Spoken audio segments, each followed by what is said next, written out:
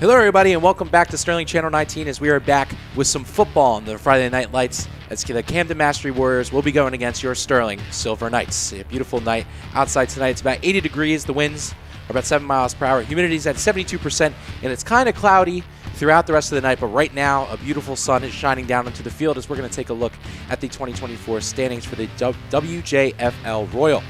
Haddon Township leads the way, 1-0, 1-0 in the division as well, followed by it looks like the Haddon Township Hawks, who are 1-0 and 1-0 in the conference.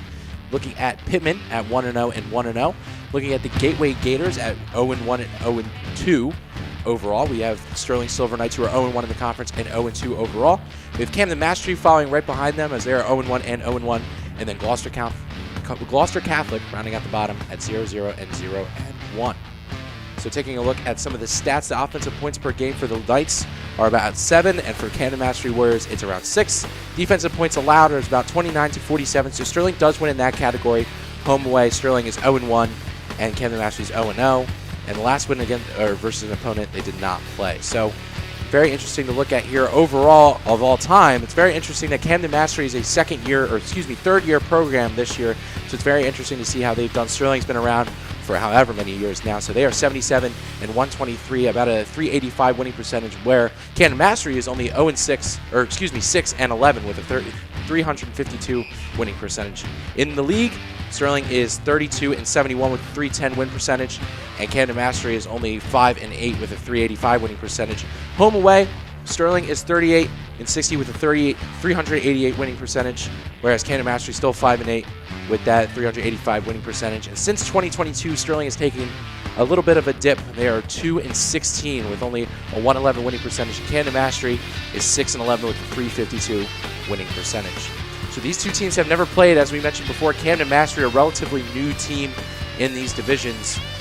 It's very interesting that they just became a thing around 3 years ago. And we are here at Sterling TV 19. I'm Daniel Leakin, joined by Kevin Schulz and Max Zubek. Very happy to have you all out here. And Schulz, what do you think Sterling needs to achieve to, make this victory a thing?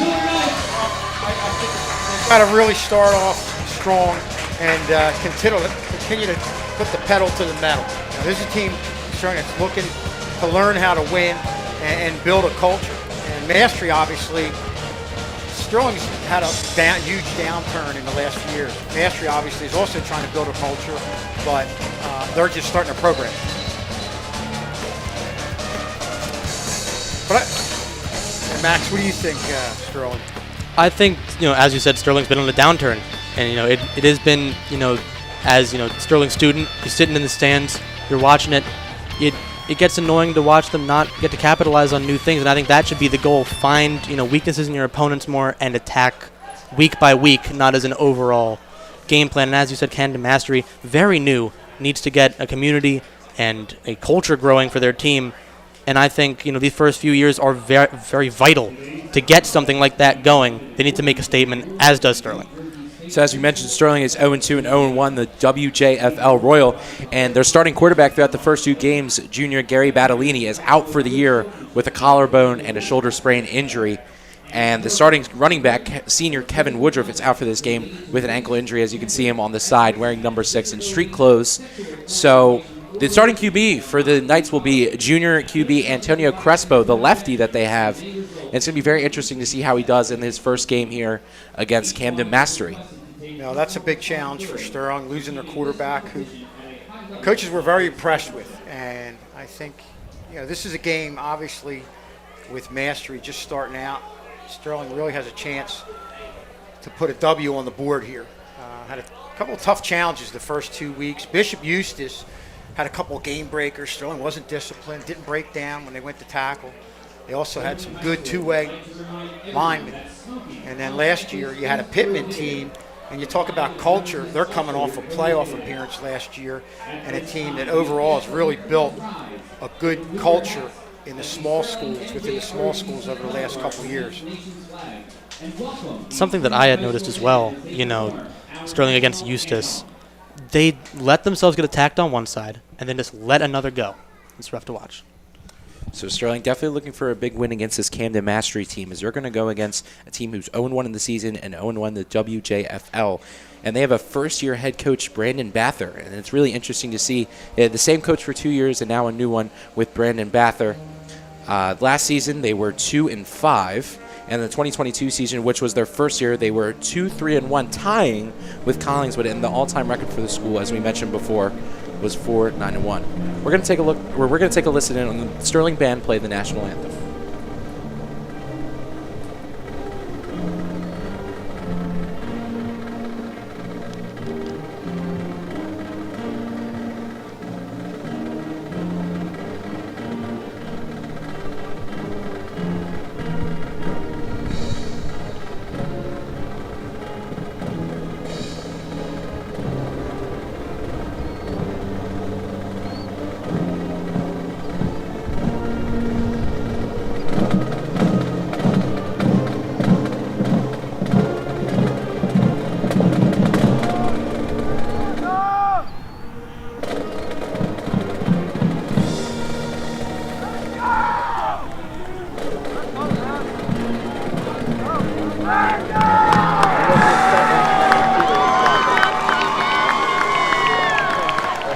Great job by the Sterling Band there with a beautiful rendition of the Star Spangled Banner. As we're getting really close to game time here.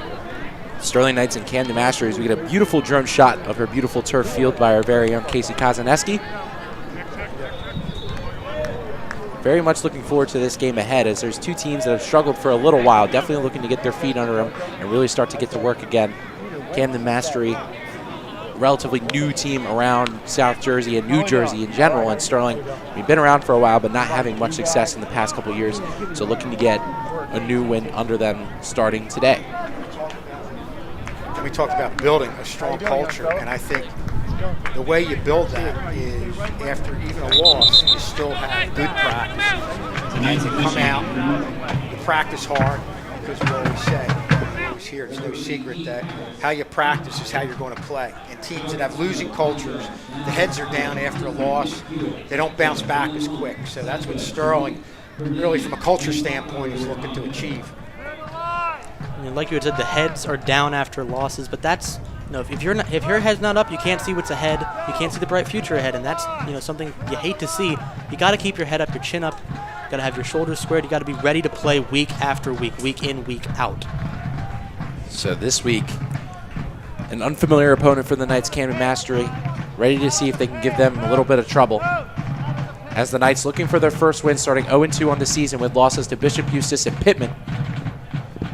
And Camden Mastery also looking for their first win of the season as well. So the whistle blows and we're getting ready for the kickoff here on this beautiful Friday night. Game time starting a little bit after 6, and we are underway here at the Castle. Fielded in the back by Taheem Salad. An 82-yard return in their last game against Pittman and gets tackled at around the 38-yard line. So lineups for the starters on offense for your Knights. At starting at QB is number 13, Antonio Crespo. Starting at the tailback is number 5, Josh Hernandez. Starting at the wing is number 4, Taheem Sal. Also starting at the wing is senior number 27, Terrell Lewis. At the wide receivers, you have number 7, Nolan Giles, and number 2, Jace Ali Ward. And your offensive line goes as follows: left tackle John Crawford, left guard Desi Mullen, center Liam Crawford, right guard AJ Panarello, and your right tackle is Daniel Capobianco. So we're getting ready to start here with Sterling with their 1st and 10 in their first drive here against Camden Mastery. With a man in motion, a bit of a miscommunication, gets blown up at the line. That's a good start by Camden Mastery, that defensive line coming in strong on that first play. Now, like you said, just a little tough exchange there. They were caught up, and anytime you give that defense a couple extra split seconds to get in there, they're going to take advantage of them. They definitely gained some penetration there and made the play. So that backs them up about a couple of yards. But it looks like they're still around the 10, so it looks like it's a 2nd and 10 here for the Knights. Looking at a wildcat formation here for the Knights as he takes the outside. And that's a nice run that gets him around 7 yards. That's a nice run by number 2, Jace Ali Ward, the freshman. Well, that's a great job of Ali Ward getting out there in a hurry, because you have a defense that doesn't have everybody up. They're back. They have those lanes. There's a lot of room for them to move left and right. And Sterling just was able to get a body on some of those linebackers, giving Ollie Ward some room to get about 6 or 7. So at third down, we're looking at about a 3rd and 3. Jace Ollie Ward puts Sterling in a good position to get this one. Antonio Crespo under center. Hands it to the running back. After a rough exchange, the running back finds a hole, and that's a first down for the Knights. That's a great run right there by number 27, Terrell Lewis, to give Sterling their first down of the game. And you'll see this play develop a little bit deep in the offensive backfield, giving the defenders time to get to the hole, but a good job by Lewis seeing that the hole was clogged, and he bounced it out to the outside to get a first down.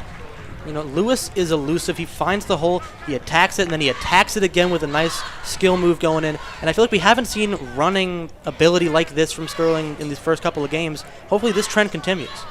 So Antonio Crespo under center had a bit of a rough time with that exchange to Ollie Ward, as there's a pitch over to Ollie Ward now. Ollie Ward takes the outside and has green grass ahead of him and gets a couple of yards. A big run from Ollie Ward. Puts Sterling in good position. That's another first down. And another deep pitch deep into the backfield. The advantage you get there is if you're deeper in the offensive backfield, you kind of have a chance to look and see what's happening in front of you and read where the hole is going to happen. And he really did a good job adjusting and getting upfield. And Schulz, from the last game we covered here for the football team, we remember Ollie Ward's elusiveness and just how quick he is in that backfield. And that's a great play draw from the Knights. So a first down, Silver Knights, 1st and 10 at around the 35. Crespo under center.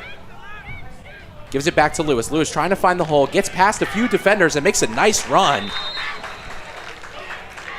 Terrell Lewis with the second nice run of the game. Puts Sterling at a 2nd and short. I think the most impressive thing here was the nice push there by the offensive line. Keeping the legs moving, driving a couple of those linemen and linebackers back. And that was a big part of that run, having success. I love just the constant attack, you know, on the ground. You keep it ground and pounded until it stops working. Then you can go to the air. Don't force anything. That's what makes the mistakes we've seen the first couple of games. Crespo under center once again, doing a great job under center. As there's a pitch back to Taheem Sale. Sale gets to the outside. There is a flag on the play and a nice tackle made by number 8, Emmanuel Bonilla. But there is a penalty marker on the field. Looks like an illegal shift on the offense. I think 2 men went in motion at the same time.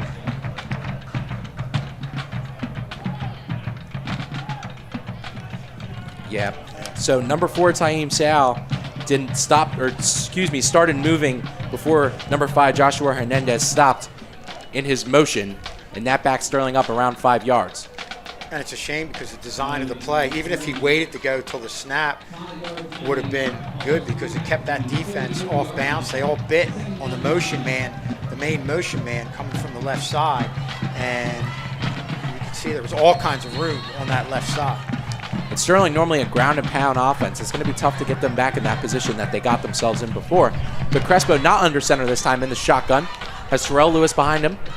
2 men to his right, 1 and 2 to his left. As a man in motion goes Joshua Hernandez. And a fumbled snap. Crespo fumbles it again, and he gets tackled in the backfield for a major loss of down. It's going to be 3rd down Sterling. And this kind of goes with what I was saying. The motion was working. The constant run was working. They were, continuing with the motion.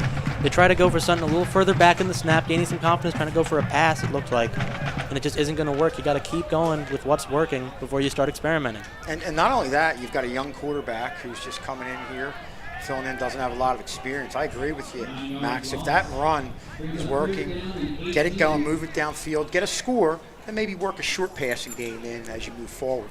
Yeah, maybe work some screens or something like that. And I think the nerves are definitely hitting the young man as well. You can't just, it's really tough to go into your first game as a replacement for a really good quarterback as Jace Ollie Ward sits in the Wildcat, gets swarmed off the edge. That's a good job by Camden Mastery to read that one, and a great tackle from Emmanuel Bonilla. With the second great tackle of the game, the original pressure was brought by number 3, Derwin Cabrera, and that's going to force a punt from Sterling. And this is the advantage for Camden Mastery on defense, that you had 3rd and, how many yards? 20-some yards. You can take chances at that point. You saw a couple different stunts right there, and Sterling just wasn't able to handle it. So Sterling with a really good job doing the ground and pound throughout that first drive of offense, but a illegal shift penalty sets them back as Nolan Giles is going to take this punt away from Sterling. A nice punt. As Camden Mastery waves it off, but the ball trickles. And that's a good job by the punt team as we're going to take a look at Sterling defense here. At starting corner, there's number 16, Cameron Johnson. Outside linebacker is number 0, Jaden Davis. At the middle linebacker, it's Rene Camacho. And at the outside linebacker, it's number 43, Julian O'Donnell. At the strong safety, it's Terrell Lewis. The free safety, it's Taheem Sale. At another corner, it's Briley Curvatus Sharp. And on the line, it's number 92, Eddie Sears. Number 99, the big dog, Mason Boyd Neal. Number 5, the defensive end, Josh Hernandez. And finally, rounding it out, it's the sophomore, number 44, Will Nicholas. I think if you're Sterling, you really want to impose your will on the defensive side of the ball, gain penetration, and take advantage right now of the poor field position that Camden Mastery has. Really keep them buried here. Nolan Giles has done a good job all season, really punting teams into a bad situation, and does that again here against Camden Mastery. I think it comes with his height, if I'm being completely honest. He can see the field a lot better. He knows, how to get it downfield. He's got a lot of leg power, more to work with, and I think that's been helping him a ton. So there's a penalty marker on the field.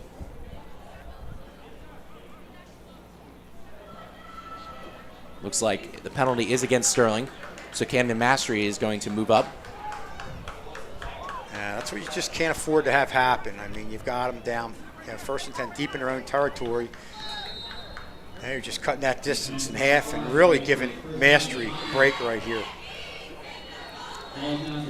So it looks like the starting quarterback is number 8, Emmanuel Bonilla. Looking for a big game here against this Sterling defense, who's done a pretty good job all season. Just hasn't gotten the results from the offensive side of the ball to really help them out. As there's a low snap handed off to the running back, and that one's immediately blown up by that Sterling defensive line. That was a great job there by the defensive line to get there in time, and it's second down. Looked like they were playing a base D right there and just got past the offensive lineman or drove them back. And again, the key to success defensively is gaining penetration. That's what you saw right there. Number 92, Eddie Sears, and number 44, Will Nicholas. Will Nicholas was there to seal the outside, and Eddie Sears made the nice tackle as this brings a 2nd and 8 here for Camden Mastery. Yeah, the presence of a strong defensive line as well imposes a threat to the other team's offense. They've got to try to work around it. They're going to try and force some passes to avoid that line, and that can cause some problems for them and give a huge gain to the defense. So Bonilla back in the shotgun. A bit of a low snap again, but it's going outside to his wide receiver. And Sterling looks like they're all over, but that wide receiver has a lot of speed. That's number 0 here for Camden Mastery. And that's a nice play from Camden Mastery to get them in contention for a 3rd and short. And Dan, you mentioned you saw a burst of speed right here. This has been Sterling weakness. We saw it in the Eustis game. They came at ball carriers, but didn't come at them under control. And, one head fake, and they're going. That happened continuously throughout that Eustis game. Both these teams feel like they'll fall to commitment of moves. They'll fall to slight motions, and they'll give up a lot of yards because of it. Like you said in Eustis, there was a drive that they'd have kept pounding to the left, one screen to the right, and they were down there. They've got to keep working on that to make their game stronger and get a couple wins in their tally. So a 3rd and short here for Camden Mastery, looking to pick up this first down in their own territory. As there's a handoff to the halfback, and he gets past that first down marker and a little bit of more for Camden Mastery. A nice delusion play there from Camden Mastery gives them that first down. And they're back in business with the 1st and 10. And I'll go back to the penalty. You just give them a 1st and 5 instead of a 1st and 10. You feel like you really want to keep them buried, but them getting this first down here just give them that much more confidence, and that's what you don't want to have happen. And the discipline part of the game is something that Sterling has to learn, and that's part of building a strong winning culture. And that was a nice run by number 3, Derwin Cabrera. Has a couple of nice runs so far in this game. So 2 in the backfield along with Bonilla. Mastery looking to make this a pretty long drive. That's a nice snap given off to the halfback, number 7, William Jeter, and that one's blown up immediately by that defensive line. Another nice play from that defensive line for the Knights. Yeah, you see good penetration right there, and once you get the ball, I don't care how good of a ball carrier you are, if you have bodies in your face right when you get the ball, there's not much more you can really do. If you don't got a good scope of the field, you got no field to work with. That should be the game plan, contain the run, force them to make passes that are a little farther down the line that aren't the screens that he's been letting up, and maybe get an interception in there. And that was a nice play by the sophomore, number 52, Rene Camacho. A wrestler using his lower half to drag down Jeter, as this brings a 2nd and 11 here for the Knights. So Knights defense looking to hold here deep in Mastery's territory after a successful first down conversion for Mastery brings this second. And the pressure gets there, but a nice scramble by Bonilla as he's looking for the outside and doesn't get it. And that's good closing by Sterling as they're going to be faced with a 3rd and long. I don't know if that run was by design, but it definitely felt like the quarterback had his mind set on taking it to the side. Looked like it might have been a run-pass option, something like that, or just a triple option type deal. You see the running back come in, he goes, I'm not getting it to you, I'm taking it myself, and it works in their favor. That was a really nice play by number 11, Briley Sharp, the sophomore running back and defensive back, standing on around 5'10", 155, making a nice tackle there on Bonilla, who used his really good burst of speed to try and get to that first down. So a 3rd and long here for Camden Mastery. The Warriors face with their first 3rd and long of the game. Bonilla in the shotgun. Gets the ball, looking, trying to fire, can't. A missed tackle by the defensive end, Will Nicholas, and Bonilla is going to get that first down. But the ball pops out, and Camacho's on top of it. Camacho is on top of it. Sterling gets the turnover, and they're back in business in Mastery territory. Well, we're talking about a lot of different things that help in building a culture. And you see here, they lost containment. Coming up here, second man in, tries to jar that ball loose. He's able to do it. And, when you look for opportunities and try and make something happen, good things will happen. So that's just a great job getting the helmet in there, jarring the ball loose. And right now, Sterling's got great field position. And that's the junior Jaden Davis with that huge second hit. And the recovery was by Camacho. And what a play by the Knights defense after what thought to be looking like a new set of downs. A big hit from Davis was not letting that happen, so Sterling shutting up shop at around the 37.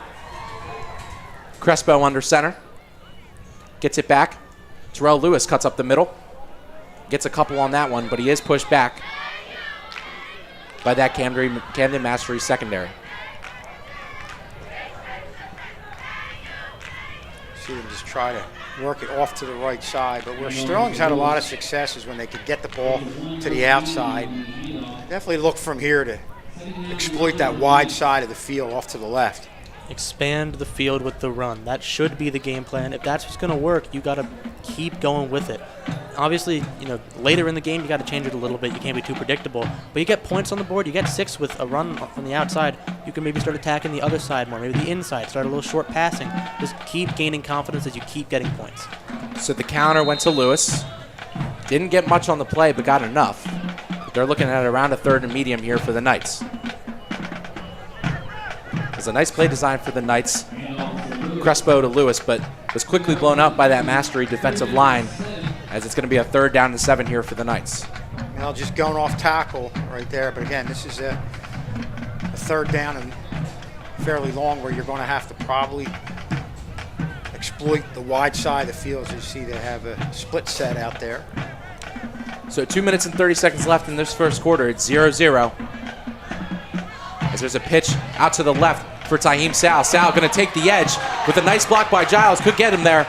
And a nice stiff arm for that first down for the Knights. Well, there's that play call that really worked the first time around. Unfortunately, Sally went early with the early motion and was called back on it. But you could see that play has the ability to work. And I think the coaches saw that with Sally's ability to get around the edge and also having guys who are getting a body on the linebackers getting to the outside. It's the perfect example of the outside run working as well. You get it to that outside. It's obviously a weak spot, got some vulnerability there. You watch it again, they have total commitment. And if you look to the left side of the field, a nice pull block by number 63, Diesel Desi Mullen, with a huge pull block on that secondary to really open up the gap for Sal, as it is a 1st and 10 here. Crespo looking like he's going to be in the shotgun with a 5-wide formation. Mastery sends pressure. Crespo fires. A nice catch by Nolan Giles, who tries to take it to the outside. And a couple of yards there for the Knights. Well, this tells you it's a Mastery team that's willing to take chances. A lot of teams would just stay in their base D in this situation, but they're trying to go after the quarterback to make something happen.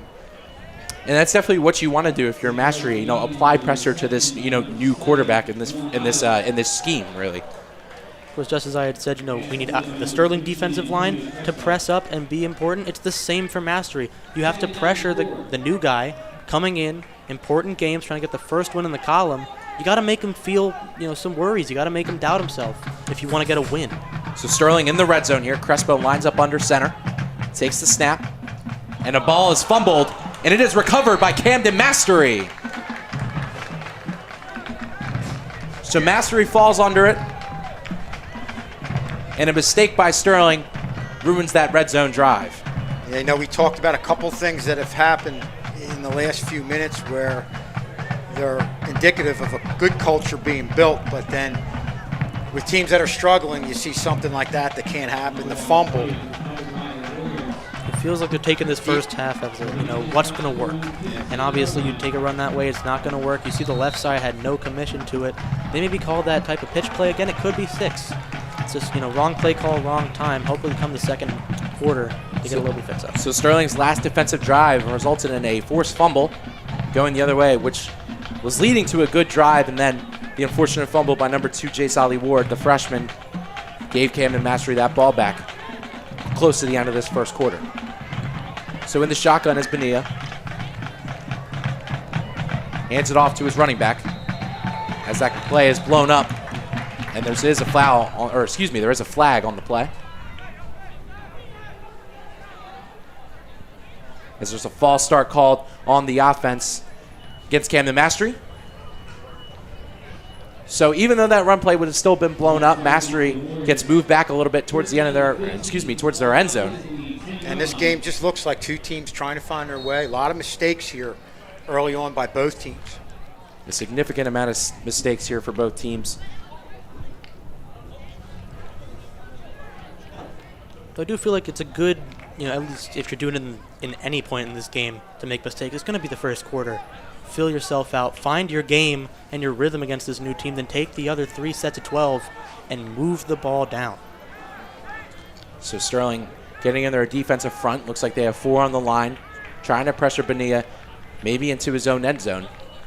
As the snap's a little wild, but Sterling can't catch the edge fast enough, but a nice tackle there by Eddie Sears, pushing him to the outside, and Sterling working with the second down here. And a great job of gang tackling, getting a lot of guys to that playmaker with a lot of speed, but it all started with Eddie Sears, pushing him back, getting his arms around him, losing him for a little bit, but Sears was the big guy, the big impact player defensively on that play. It felt like he led that pack to the runner and they just dogpiled on him till the play was over. And it's the only way you can have that security on the edge. You can't let what you're taking advantage of them for be, vice versa. You can't let them do the exact same thing to you. And Sterling doing a good job of breaking down and making these tackles on these very elusive running backs. And that brings us to the end of the first quarter. So 0-0 the score, as we're going to take a break, as we're going to look at the City of Brotherly Love as we head out. We'll be right back.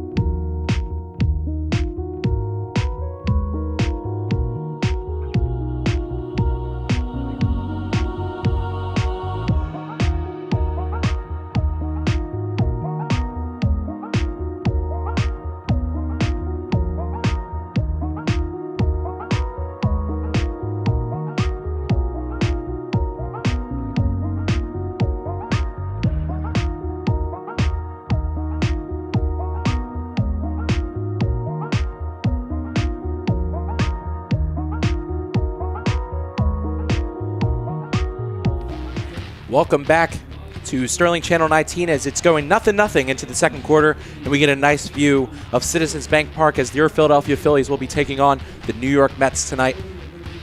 As you can see, looks like some pregame shenanigans going on there at the park. I'm not sure if the game has officially started yet, but this is a big game for the NL East as the Phillies are looking to take control of that division.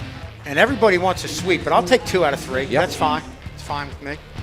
So near October, every game's important when it comes to baseball. No question about it. good call. And we were talking in the break how Sterling's totally dominate the field position battle, and it makes it even more frustrating that they haven't been able to bang one in. And it's been all about a lot of poor penalties, bad decisions, and lack of discipline feel like position is what they're doing well in, possession is what they're lacking, and they need to be able to find a way to mesh those two. Yeah. Use an example last game with the 3 S's with, persistence and commitment and stuff like that, and we need the 2 P's here for possession and field position, as Sterling is looking to get started here on the 2nd and 18 against Camden Mastery. Looks like there's going to be 2 halfbacks in the backfield. Sterling looks like they have 4 on the line, 2 linebackers, a pretty standard set here for the Knights. As Jaden Davis is motioned for the defense to the outside, as a low snap is taken by Mastery, and that play is quickly blown up. And Sterling defensive line doing a really good job against the run here, as that brings up a 3rd down. Well, it all started with the low snap. That kind of caused a little bit of a delay, and Sterling did a great job gaining penetration and really just did what they had to do in that play. It's felt like a common theme as well, the low snaps, the high snaps, snaps to the left, snaps to the right. It feels like they need to find a center for that before they can do anything with the ball. They're going to keep getting blown up with inconsistent snaps. I do agree with you fully on that one, Max. It has been a problem so far with these inconsistent snaps. Low, high, left, right. They have not found a pretty consistent snap, as there's a timeout called on the field. Looks like it'll be a timeout for Camden Mastery, as we're going to have the next TV game will be Monday, September 16th. Field hockey versus the Paulsboro Red Raiders. It'll be live on youtube.com/SterlingTV19, and that game will be starting at 3:45 p.m. Our first field hockey game of the year. So a little excited on that one. That one also happening on Eagles of Monday. Eagles will be taking on the Atlanta Falcons on Monday Night Football, which we are quite excited for, as we can take a look at the Superfans doing a good job with the whiteout theme tonight. Danny Leakin, the new 2024-2025 voice of Sterling High School. Max coming on here doing an outstanding job with the analysis. And Max's first game for everyone was 2 days ago. It was boys soccer, and he did a ridiculously great job. And we're hoping that he's a consistent voice that we can hear with, along with some other people here on the broadcast as the year goes on, as we had a few holes to replace with some of the guys, but we're doing a pretty good job in filling them. And girls. And we have girls. Addison coming in the second half, so it's exciting to see everybody participating, coming on here, because for the longest time we had a lot of problems getting you guys to come on, but it's been great the last few years. So a 3rd and 19 facing Camden Mastery here. A long ways to go to try and get to that first down marker. Bonilla in the backfield with 2 tailbacks next to him.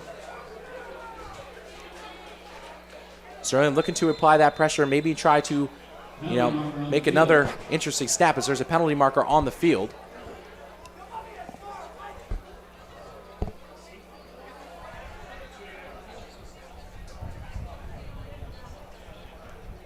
Looks like a legal substitution on Camden Mastery. It's going to pin them even further in their end zone.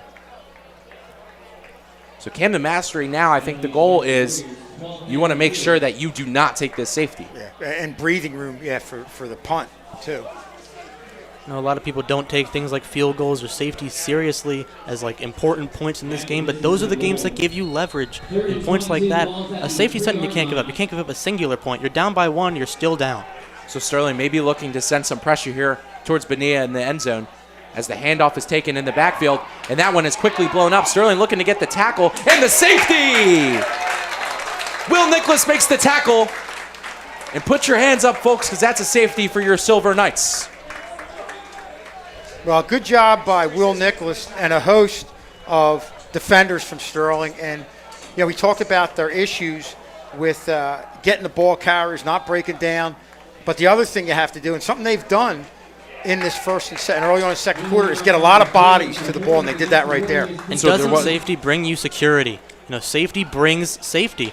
You need points to stay up, and if you're staying up, especially for Sterling, needs to get out in front, take that momentum onto the offense, get 6 in with the outside runs, maybe get some passing in there, keep on pounding. So there was a penalty marker on the play. It was against Camden Mastery, the Warriors, but it was declined, obviously. So Sterling will take their 2 points.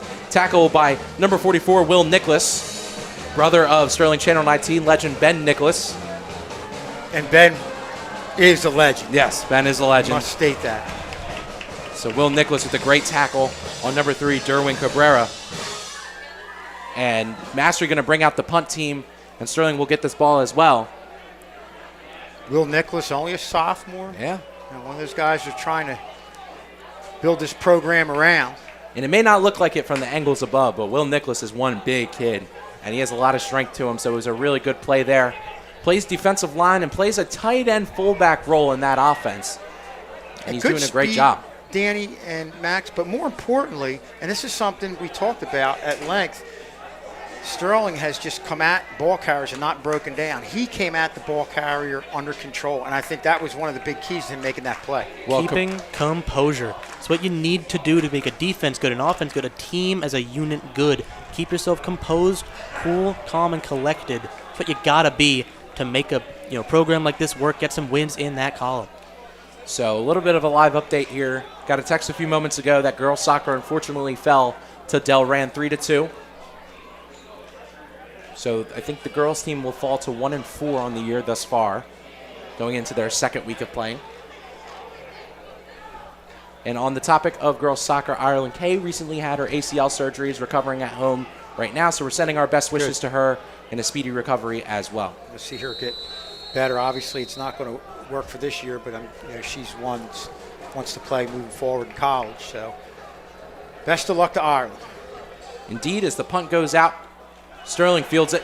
Looks like Jay Sally Ward will take it in the back. Jay Sally Ward, with a little bit of green grass ahead of him, takes the sideline to the 10 and is knocked out of bounds. But that's a huge momentum shift for the Knights after that safety, and they're in some great field position in the red zone. And the first thing I'm always going to preach to a returner is just get upfield. Find the seam, get upfield. Don't dance around. You give defenders time to make a play. You saw this right here. Great decision making, one little cut to the right, but was constantly heading upfield. With his speed, he's able to do something like that. And Schulz, we're familiar with his speed from the last time, having a couple big plays in that backfield for the Knights. And just another one of his plethora of great plays. And Sterling in some amazing field position in the red zone. And I think with something like this, when you punt to the other team's 40, you think they're probably just going to call the fair catch, take that good enough of field position. But Sterling wanted it more, and they drove down for even better field position. Caught him off guard. So Crespo to Hernandez. Hernandez trying to get the edge, powers through with a little bit of blocking behind, is powering through for yards, and that's a great effort by that Sterling team as they really got the feeling now. Just one more thing I'm going to add to that play. One critique, and I'm sure the coaches are going to tell him, Ollie Ward's got to carry that ball to the sideline side. He had it exposed, and there's some teams that will take advantage of that and try and strip it away. 5 yards on the carry to the 9-yard line. Second down and 5. So second down and 5 here for the Knights. As we're going to take another replay look at that good run by Josh Hernandez, keeping the feet going and a nice block behind the back from this Sterling team. As they're in business in second and 5 here, Hernandez back in that spot. Looks like the identical same play, but this time Mastery read it like a book. And Sterling's pushed back for a couple of yards. I think, you've been running so much. It's been constant run. I don't think more than 1 or 2 pass calls have been played. Is this the time to bring out like a play action type deal? Get them sold on a run, have something open on one of the left or right sides, and just run in for 6. It's something you need to keep the leverage, keep the momentum you got. And this is a team that's undisciplined, would definitely bite on something like that, Max. It's a very good point. And Max does bring a good point. I remember last game, Schulze, Sterling attempted a screen pass to the outside. It gave him a good 20 yards, and it was one of the more, better drone plays that we saw all game. And, if Sterling could achieve that same success here, but a run play is quickly blown up. And Camden Mastery in this Sterling drive looks like it's going to be coming to a close. Those plays that start deep in the offensive backfield can work, it gives the back the ability to see what's going on in front of them. But when you have a defensive line that gains that type of penetration, they're going to blow that play up every time. So it looks like a timeout taken here by Sterling, trying to get their belongings together, seeing if they're really going to go for it here on 4th and 4 with not much breathing room. And I think this is one of those situations that it's really a toss-up on whether or not you're going to go for it or not, because on one hand, you take this big 9 to 10 point lead, or 8 to 9 point lead, my lord. Okay, so we got a bit of a trivia question here. What major Camden-based company is changing their name? Schulze. Can I give the guess right away, or are we going to let it? Yeah, go for it. All right. I don't have any idea, but I'm thinking my only guess would be the major company in Camden is Campbell Soup. And that one is Okay, so correct that's for correct. Schulz. What's the new name now, Schulz? That I don't know. He has no clue. Camden soup? Camden Soup. I think they're just going to slip it. Campbell's Soup, now Campbell's Corp. Oh. Ah, Okay. So instead of selling soup, they're selling whole corporations. yeah. So no longer known as Campbell's Soup, now known as Campbell's Corp. That is a Kevin Schulz question written all over it. Max and I had no clue what Kay was talking about. It was too easy. I knew there was something in the back end coming to get me, and he got me with the name. Yeah. I was very convinced it was just a flip. Yeah. They now sold bell camps. Do we have more trivia questions, Mr. Gill? We might have another one coming up, ladies and gentlemen. Fortunately, we have a pretty good game here, so we don't have to rely on trivia questions. So it looks like Sterling is trotting out their offense as they're going to go for it here on 4th and 4 after a couple blown-up run plays. Sterling feels confident in this new young QB, the lefty, and their offense. So it looks like they're going to go for it here on 4th and 4. Sterling setting up 6 men on the line, including the tight end, Will Nicholas. Look for them to exploit that left side. A man in motion, Wide Giles to side. the outside. Jace Ollie Ward also next to him. Josh Hernandez behind him. Man in motion is Taheem Sale. Crespo to the outside. Hits Sale in motion. Drops down. But it looks like he will still be short, but there is a penalty marker on the field. So we're going to take a look on who this is against. This is a illegal man downfield for the offense, so it looks like this drive comes to a close here for the Knights. After some great field position, they can't capitalize on the offensive side of the ball, and Mastery will take it deep in their own end. Yeah, it looked like they try to have flood the end zone with the receiver and then just have Taheem Sally come underneath coverage. But give credit to Mastery. They snuffed it out all the way and were right there to make the play. And obviously, to compound that, Sterling had the penalty. As I keep watching these replays, they're definitely playing closer to the left, make this young guy who is a left-handed quarterback a little more comfortable in that direction. Obviously, in some cases, it's a shortcoming. You need to kind of force him out of his comfort zone to make plays work, but it's definitely good to ease him in these first couple of quarters. So 5-wide set here for the Warriors. Sterling getting a forced fumble on the first drive and a safety on the second, so this defense doing a great job thus far. Benet having a tough time in that pocket as that Sterling defensive line is penetrating through. As the pressure is applied and the scramble happens, Bonilla using his legs, and man, he is off. Bonilla with a big chunk of yards gives the Warriors that first down. Yeah, the quarterback position is really a lot about decision making, whether it's throwing this pass or throwing that pass. Here you see the great decision right here where he looked up, saw that opening, knew he had it right away, knew with his type of speed he'd be able to get upfield and get the first down and then some. Now, he has taken a lot of those gaps for himself, this quarterback. As you can see here, he finds the smallest gap, and he just abuses it and abandons the play, takes it himself, and he gets a huge gain out of it. Maybe there's something in the playbook you can call as like a bit of a hidden blitz from like a secondary player to kind of counter something like that, because you're going to have to if they're going to keep exploiting what you leave open for. So Mastery set with the 1st and 10, getting themselves out of their own end zone for the first time in a drive. As the fake handoff, but Bonilla keeps. Will Nicholas reads it well, but can't close the tackle, but follows up. And that's great persistence there by the sophomore.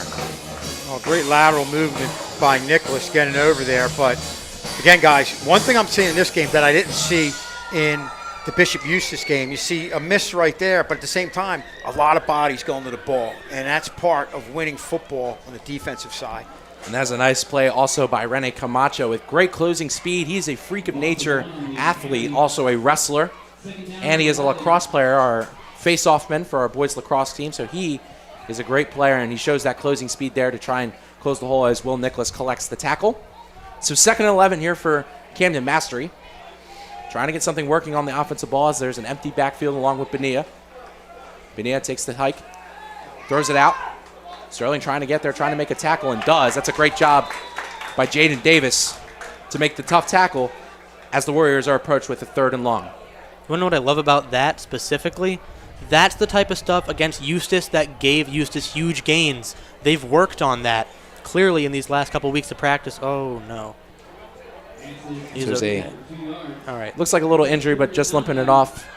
to Mastery players. So, Max, you can continue what you're saying. Like I'm saying, he plays like this. A couple weeks ago, he finds that hole. He keeps going for yards and yards and yards.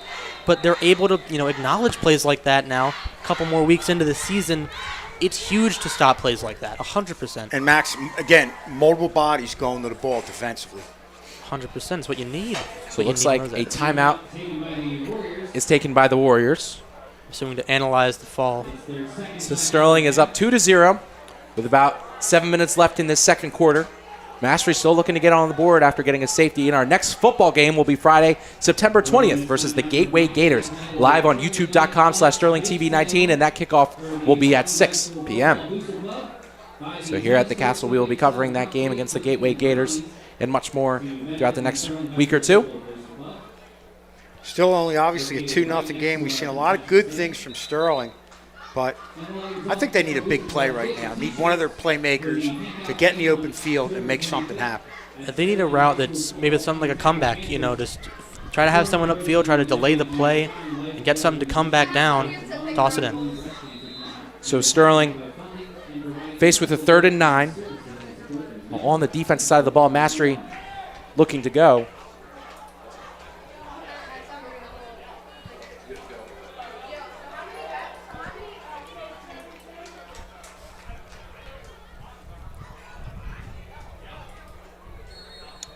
So a 3rd and 9 face with Camden Mastery, the Warriors, as they're looking to finally get points off the board.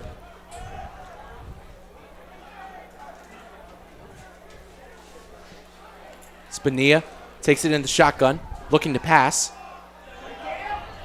Finds Derwin Cabrera on the outside, looking for that first down, but Sterling does a great job with the tackling, and that brings up a 4th down here for Camden Mastery. And it's a real nice job of Sterling, staying back, protecting against the big play.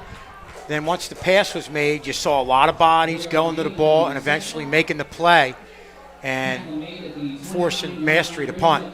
I don't like to double down on the point I made, but, it's another example. Again, screens like that just a week ago, 2 weeks ago. Give them huge gains against the Knights. The Knights are shifting bodies over there, being persistent on stopping things on the wings of the field. You need things like that if that's what you've been letting up. Wow, Mastery looks like... Oh, no, okay. I thought they were going to go for it there for a second. So number 3, Derwin Cabrera is going to take this punt for Camden Mastery, their first punt of the game after resolving in 2 turnovers earlier, as they can't get anything going on this offensive drive.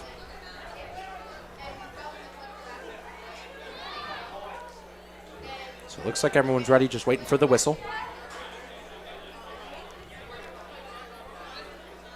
And a fake. It's a fake for Camden Mastery. Derwin Cabrera takes it, and he's going to get the first down. What an interesting play there from Camden Mastery as they do progress on this drive. First down, Camden Mastery. And that's part of your special teams, and it's part of what you practice, that certain times you're going to have the option, and obviously the coaches gave him that option. If he saw an opening on the right-hand side, take a shot. And when you're a struggling team with nothing to lose, why not? My jaw dropped watching something like that. I was not expecting to have to, cover something like that first game for football. But that is a wild play call with a wild payoff. We had 2 guys in position in the backfield completely ready to take that punt return. Yeah, you see right here, they're right there, and just see the cut to the outside. And you had that one blocker there. Just slow them up enough where he could get to the outside and get to the first down. And that's good. A good job by Derwin Cabrera, as there's a flag on the play. And it looks like Camden Mastery is going to be moving back. But that is a good play by Derwin Cabrera to, cut and really find that open hole. It does get the first, or one of the first downs of the game for Camden Mastery. It's important, very important to get first down, especially when you're struggling. You've let up a safety. The field position has been tough against you. You need things like that to throw them off, make them second guess. What are you going to do next? So Bonilla with an empty backfield looks to the outside. Sterling really got to get a good tackle here, and they do. That's a really nice job by Sterling. Leading the charge is number 43, Julian O'Donnell, their outside linebacker. And Camden Mastery is faced with a loss of yards at 2nd down. Another example of multiple defenders flying to the ball, playing to the whistle. In this game, obviously it's not perfect. We've had the penalties. We've had some miscues, but from a film standpoint, there's a lot to like here. As Everyone taking a knee. Number 52, Rennie Camacho down. The sophomore middle linebacker. Looks like he's just stretching out the leg. So we're going to take another look at this great tackle here by Julian O'Donnell and company on the Sterling defense. So our athletic trainer Sean Klink out in the field along with head coach Desi, or Dez. Seems like it might have twisted his ankle up in the scuffle there to get the ball, down. So we're going to go and do another trivia question. The Adventure Aquarium in Camden features how many animals? Schulz, you're going to get the first guess here. I don't have any idea. I'm going to say 157. Max? I'm not sure if they're going to go that high. I don't know if they're talking about like different species of animals or literally how many are in each tank. I know that there's some throw-offs in there too. They have a jellyfish thing, but it's got garbage bags in there too. It's like a social deal. So I can't count that way. I'm going to say they've got maybe 50, 60 animals going on. I'm going to say around 110. So, okay, go right in the the middle. answer. Well, Man. so we were off. I think that has to be 3 of the worst answers that we've had in the history of trivia. Oh, man. We not were even off. close. You two were at least an eighth of the way there. I thought it was animal species. Yeah. I didn't think it was I total was animals. impressed with the way Max was talking. It didn't say species. I said a know. whole Max 60. actually sounded really good about identifying specific things. I'm like, he really knows what he's talking about. Yeah, I know. That's how I get you. So, Benia with a back next to him and a fumbled snap. Sterling looking to capitalize on this one, and they get to it. Number 5, Josh Hernandez falls on top of it, and Sterling in good field position again. Now Sterling taking advantage of another miscue by Mastery, and now you want to see them finish that off and take advantage of it with a score here. Like we had talked about before, that the snaps are inconsistent. Up, down, left, right, they're everywhere, all 8 directions. And that's what that leads to, miscommunications, and you lose possession of the football. That's something you can't deal with while you're down, no matter how many points it is. And, nearing halftime, you need to have some momentum going into that. And if you have none of that, you have no will to play at some point. Your head's down. You need it up to keep going. So with 4:50 in this second quarter and in this first half, Josh Hernandez is going to punch this one up the middle for a couple of yards. Sterling faced with the second down here, but a huge play by Josh Hernandez to be aware and fall on top of that one, as he is the one that takes this run for Sterling. And we talked a little earlier. There you see a good push right there, keeping the legs moving, about a big play on the offensive side of the ball. There we get a big play on the defensive side of the ball with the fumble recovery off the miscue. So Sterling doing an amazing job on the defensive side of the ball so far in this game. Still looking for that spark on the offensive side. As Crespo in the shotgun. Gives it off to Hernandez, but a flag is on the play. Looks like a false start against the Knights. And that is what it is, unfortunately. Oh, no, wait. It looks like an offsides on the defense. That's on me. Maybe a positive announcer's jinx on that one right there. Looked like because they blew the play up, it looked more like they blew the play dead, that it looked more like a false start. Usually that is. Yeah. Right there. I would agree with you on So that. apologies from me right there on. It happens. I mean, it happens. I mean, normally when they do blow the play dead, that is a result of a false start, as we both know, or as we all 3 of us know from football. But it seems not to be the case here. Schulz, why did they blow it dead? Because couldn't they have taken a shot towards the end? I mean, they could have just declined the penalty. Sure. There is some plays where they do blow it dead. That one dead, but that one obviously they did. Not 100% sure why. So Crespo under center. Hernandez in motion. Finds Ollie Ward on the outside. Ollie Ward still looking for the hole. Makes a man miss, but is quickly raveled up. And Mastery gains the yards they lost back as there is a penalty marker on the field. And I'm not going to say anything this time because I was clearly wrong last time. Multiple bodies getting to the outside. I think the key here was the defensive line of Mastery held up the offensive line, left a lot of room for those backers to get to the outside, and you could tell pretty early on they weren't going anywhere. So there's still penalty marker on the field. Ref getting in position to make the call as he's approached by another referee. So we're going to get the call in a few moments. Looks like it is a penalty on Sterling. I'm not quite sure. I don't even I don't think I've venture to ever make a seen that guess. hand Yeah. gesture I'm gonna before. I don't know quote. if it was positioning. Just really not sure. I'm going to quote Coach Marley's against Lindenwald's late in that extra, penalty time. I have never seen a call like that in my life.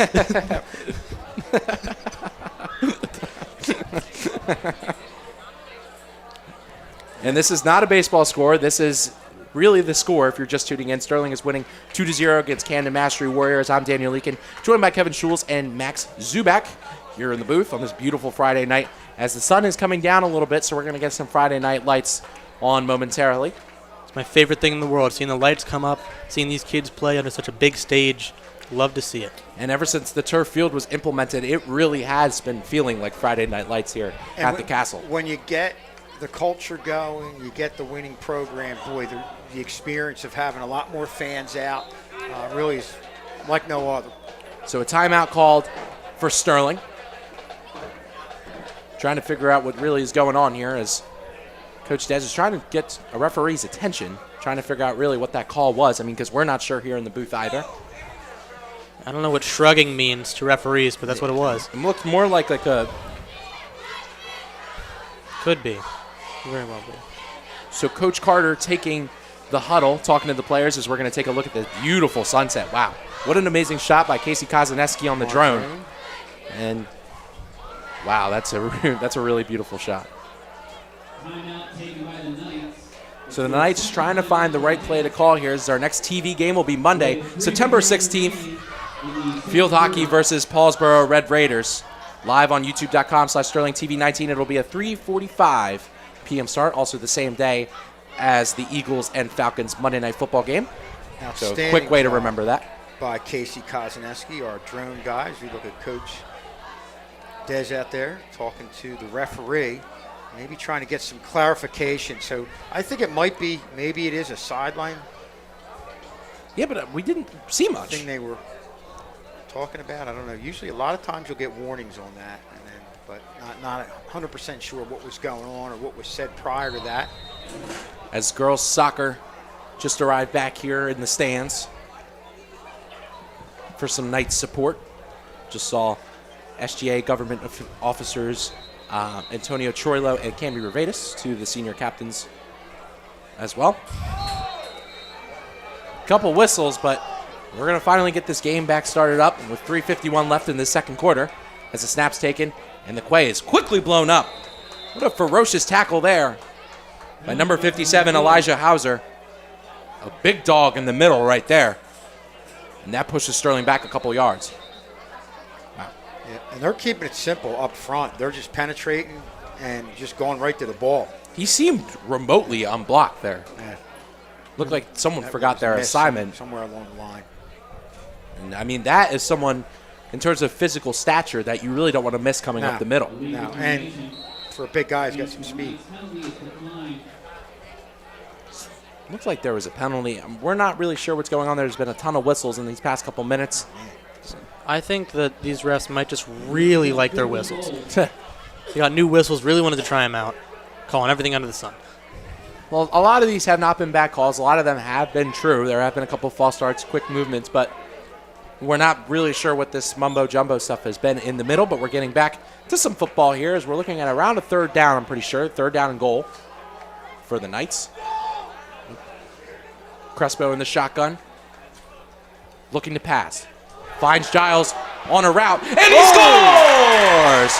Nolan Giles on the post route, and Sterling gets a touchdown to make this game 8-0. We were talking about this isn't a baseball game. This has got to be the equivalent of a grand slam late in this half. You know what I'm saying? It's huge. It's huge to keep the momentum going. Yeah, and just the fact that Crespo, for a young quarterback, right away took the 2 steps back, unloaded it, put the ball right where it needed to be, where either his receiver could get it or nobody could. And that's the big play we were talking about that Sterling needed from on the offensive side of the ball. So Clark ready to attempt the extra point.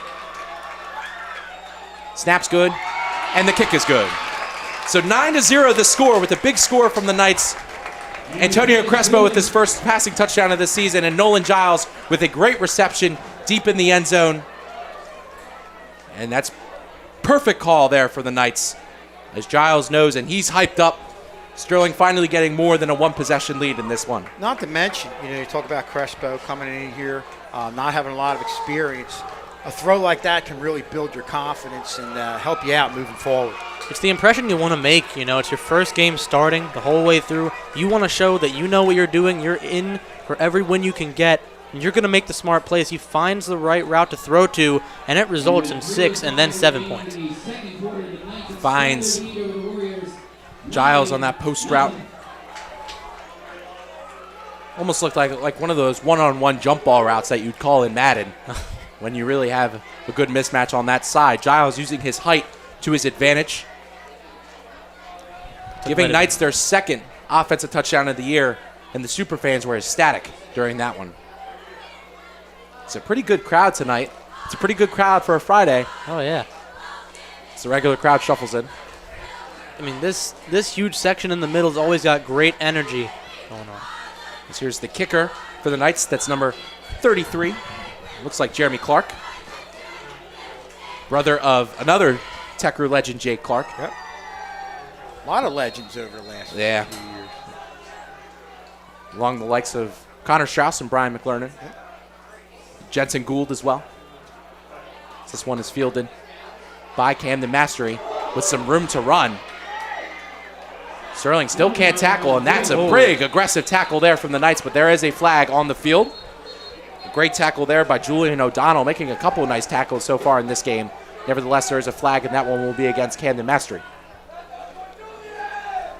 Well, on the kickoff coverage team, you want to stay in your lanes, and I think that was a big reason why Sterling was able to make this play against this pretty speedy back right here. You see everybody kind of not over pursuing the play. You see right there the penalty, but everybody was right there in their lanes. They closed in and made the play.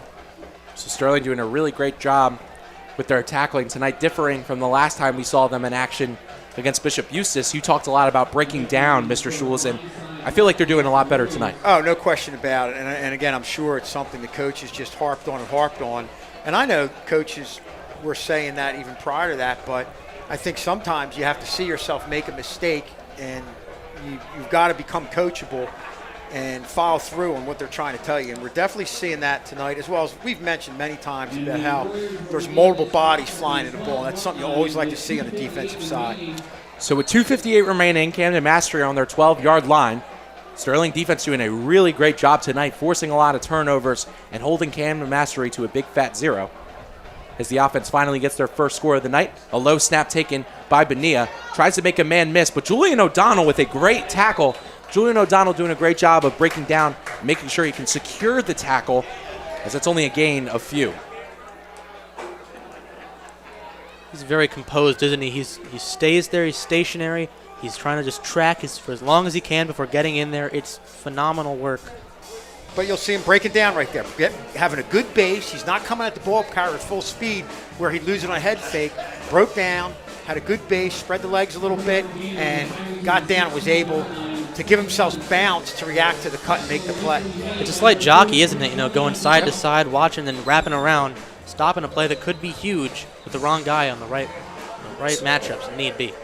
So 2nd and 6. This looks like there's going to be a timeout called for Camden Mastery here, trying to get the troops rallied up a little bit after a great touchdown pass from Crespo to Giles. It is Sterling's second offensive touchdown of the year. First one coming off of a screen pass, and I think, Schulz, you can correct me, to Jaden or Jace Ali Ward. It's our next TV game is Monday, September 16th, field hockey versus the Paulsboro Red Raiders live on youtube.com/SterlingTV19. And that will start at 3:45 p.m. I will be joined by DJ Dunker, Ty Hunsinger in the booth for that one. So we're very excited for our first game covering field hockey. Now, Schulz, I don't know if you remember, was it Jaden or Jace Ali Ward that scored that touchdown?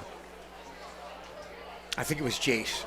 Yeah, pretty sure. Came off of a little RPO pass. Yep. Battellini to Ali Ward. Took it pretty far with some great blocking downfield as well. I remember it. And this is Sterling's second, where it's Crespo to Giles. So Mastery working with the 2nd and 6 here with 2 tailbacks in the backfield. 5 on the line. Sterling only looking to rush 4 here with 3 linebackers in the back.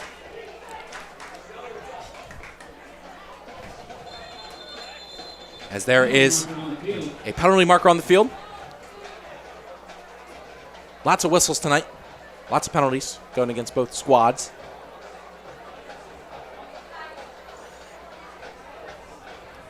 I feel like I've seen this referee so many times, I think I know his name. Crews just see more penalties than other crews. Yep. Yeah. And I think we've got the crew that sees more penalties. This than one, other crews. this one's looking like it's going to go against Sterling. I mean, they must have been NFL-trained referees. NFL's calling a ton of calls like that. They're calling a ton of intricate calls. Looks like an unsportsmanlike against Sterling. We're not necessarily sure what it was going on here in the booth. 5 yards penalty moving the ball to the 21-yard line. 2nd 1. So it will be 3rd and 1 here for Camden Mastery. Again, not very sure what the call is, but nevertheless, Camden Mastery moved up. Many calls and a lot of indecision in making calls and talks about what the calls should be.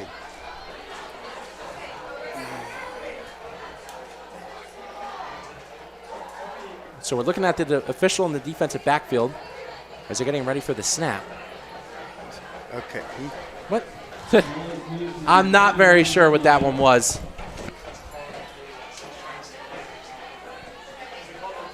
So, nevertheless, this gives Camden Mastery better field position than before as Coach Dez walks out to make his case, trying to figure out what it was. We got some information from one of our spotters here that he believes that the guys on defense, somebody on D might have been trying to make a call, affect the cadence.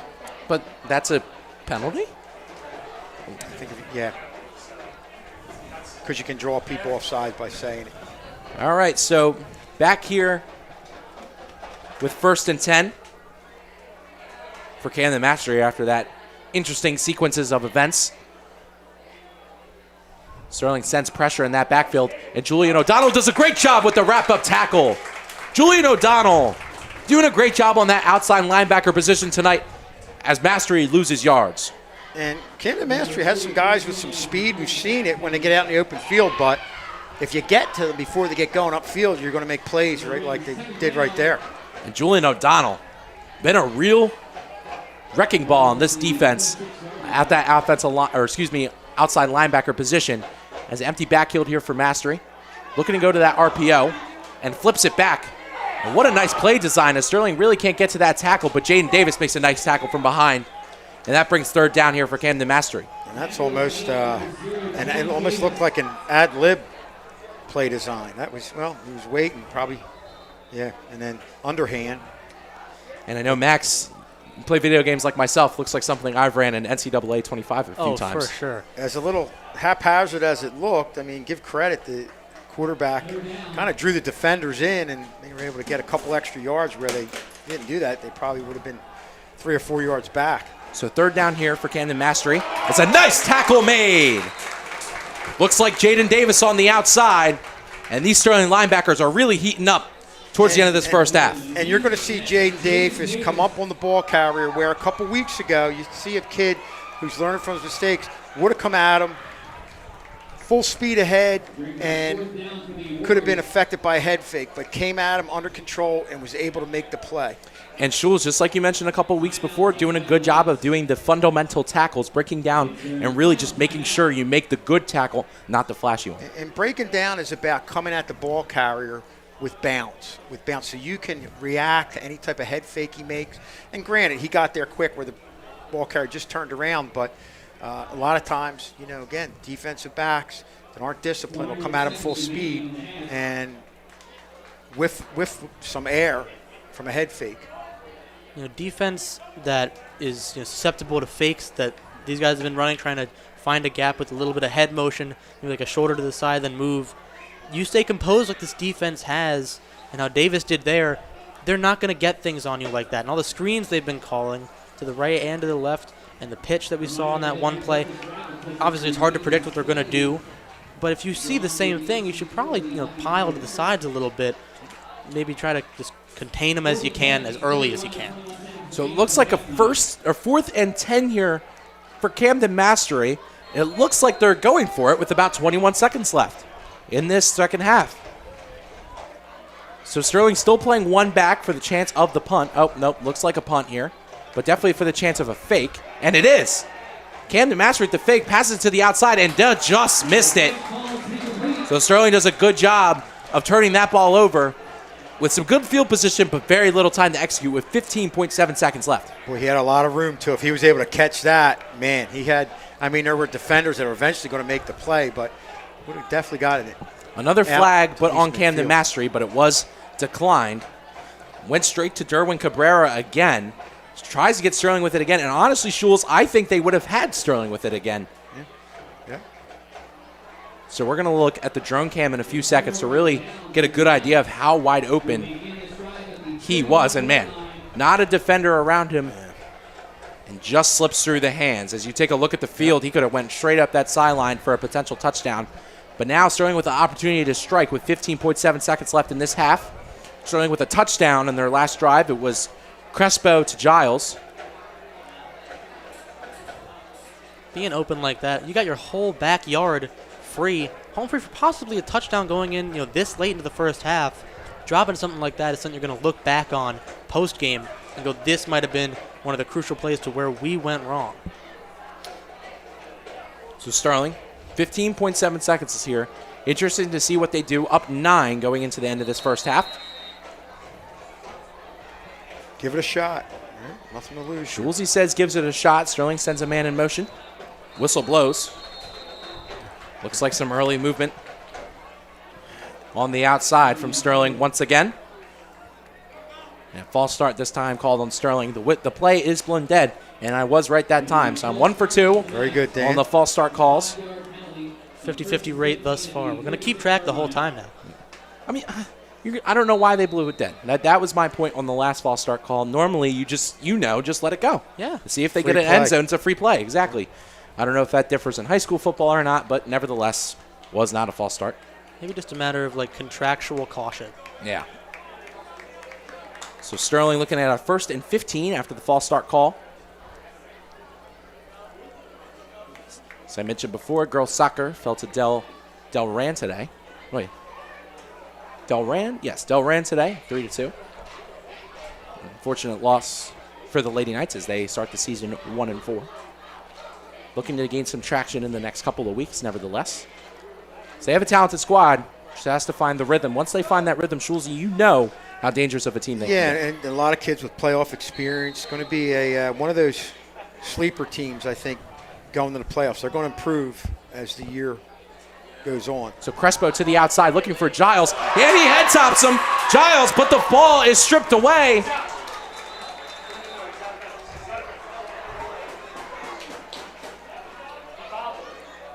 Bobbled it. Referee is still deciding. Nevertheless, what a great catch by Nolan Giles.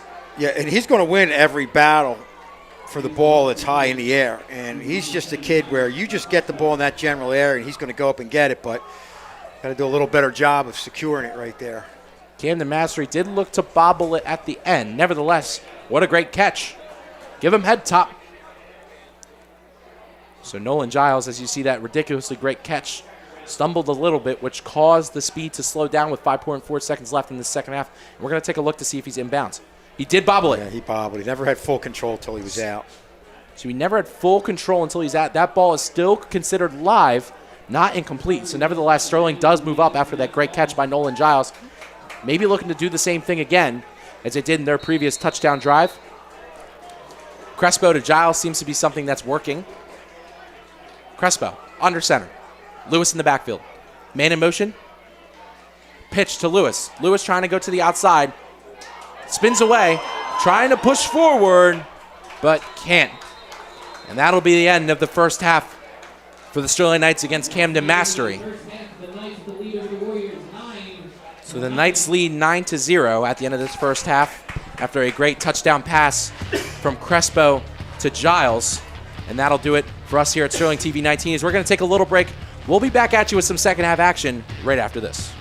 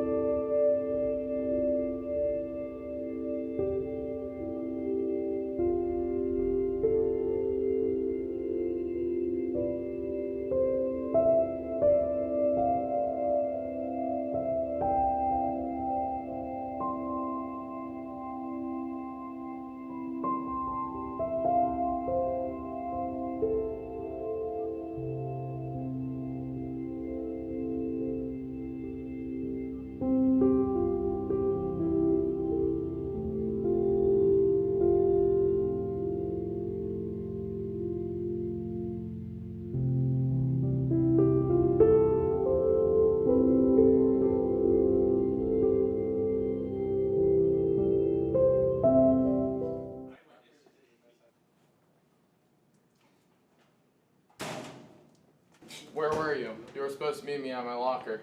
I had to get my books. Let's go. Where are we going?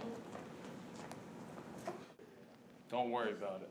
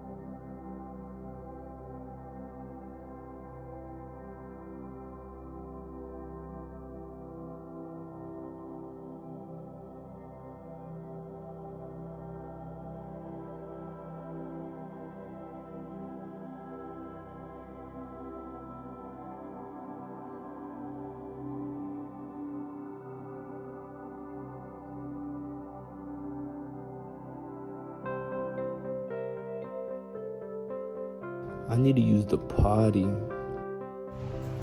Can I go to the bathroom? Yes, you can.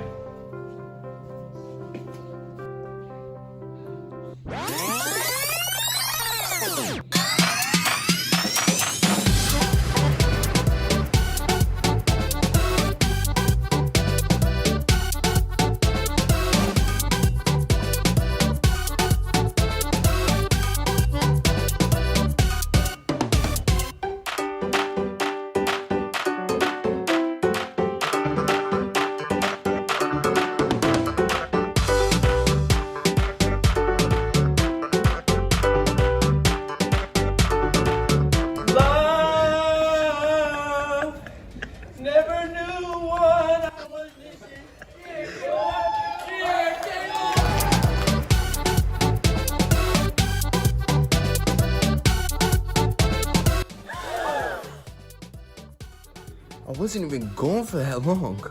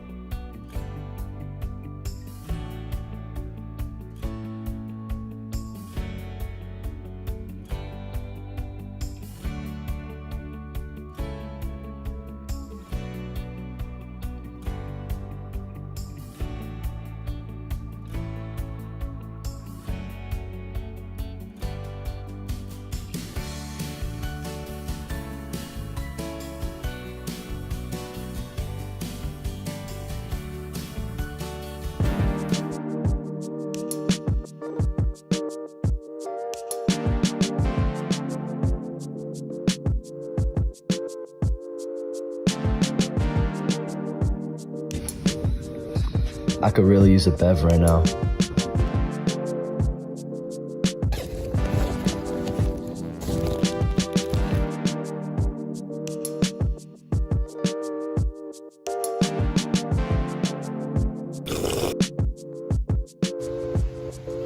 Braden, how many times I tell you not to bring drinks in the classroom, just water?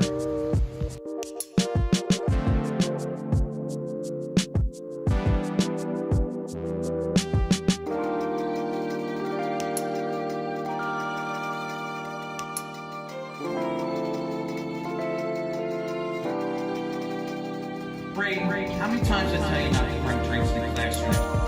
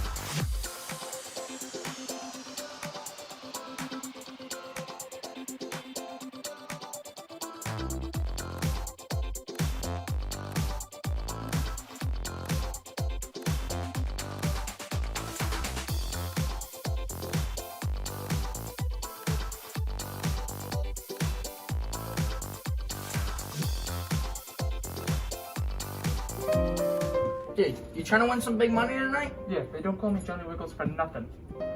Man, you better not sell me. I had a bad couple of weeks, but I need this money. Let's go win. Have you ever been here before? Yeah, I have. Dude, this looks amazing. Yes, it does.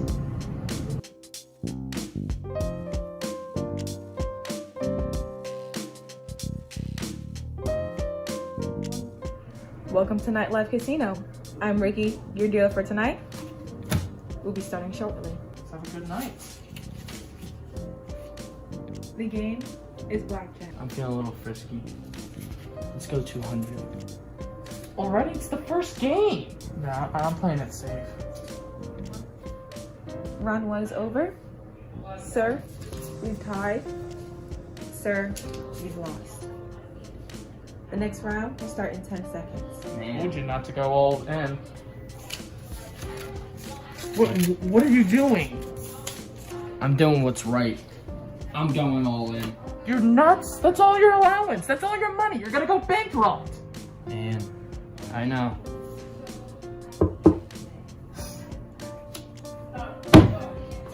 Told you.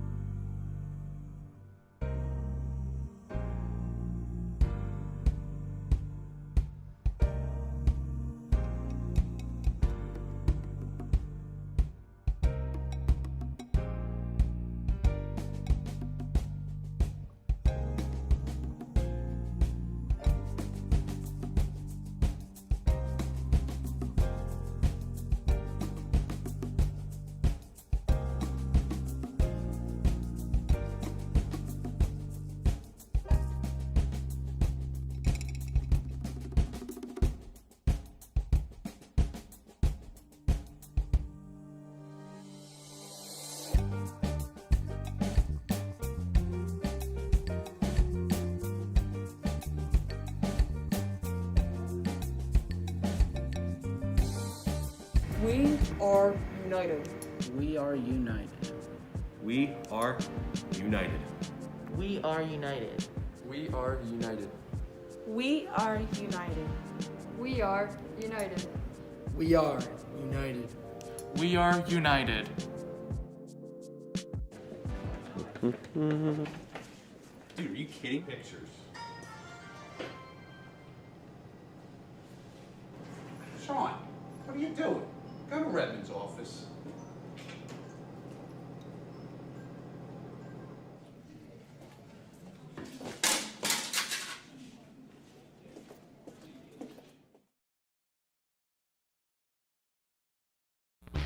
Hello everyone and welcome back to Sterling Channel 19 as we are back with some second half action between your Sterling Silver Knights and the Camden Mastery Warriors. A beautiful night here tonight with a great drone shot by our very own Casey Kazaneski. So we're going to take a look on how the Sterling Knights scored their 9 points in this first half. So as we look here first, it was the safety caused by number 44, Will Nicholas, with an amazing play on that edge. And then it was the amazing pass by Crespo that found Giles in the deeper part of the end zone for that touchdown. Just an amazing play, Jules. Yeah, and moving forward, that's going to be a weapon using Giles in the end zone where you just throw it up there, and with his height, his ability to get up there, and that was just in a good spot, actually, but Giles has the ability to go up after the ball, and I think that's what Crespo thought right there, and he threw the ball where either Giles could get it or nobody could, and that was just an outstanding throw by a young quarterback. So we are joined back here at Sterling Channel 19. I'm glad that everyone's back joining us here on this beautiful Friday night. I'm Daniel Leakin, joined by Kevin Schulz and first-time announcer Addison Bazulis. Addison, welcome to the broadcast. Thank you. It's very nice to be here, and I hope to be here for other games. Great. 100%. She will be glad to have you. Her special sports are football and wrestling. So she will be joining me for a lot of those wrestling broadcasts because I'm going to keep it real with everyone at home. I'm going to need a lot of help. I can teach you. Awesome. So glad to have Addison here, and we're glad to have the Knights back on the football field, up by 9 in this game. Jeremy Clark kicks it off. A little bit of a squib kick, fielded by Camden Mastery. Caused a little problem on the return, and here they go. Takes it up around the 45. That's a great play by Camden Mastery to really get them started here in the second half. And you see what happens when you don't break down. I mean, I think, we're sending a lot of bodies to these ball carriers. They're a team that has a couple guys that when they get in the open field, they can make something happen. You saw that right there. So Sterling back on defense to start this half. Ball still not past the 50, but about 5 yards away. While I was down doing our halftime performance, I learned that the girls soccer team still confirmed did lose 3-2, but 2 goals scored, one by junior Montgomery Dram, who just recently committed to Monmouth University, and the other one was scored off of a nice header by Tony Troilo. The girls soccer still fell to Delran. As we get started here, first play of the second half here for Camden Mastery, and it's a handoff. Handoff to Cabrera, gets them about 5 yards.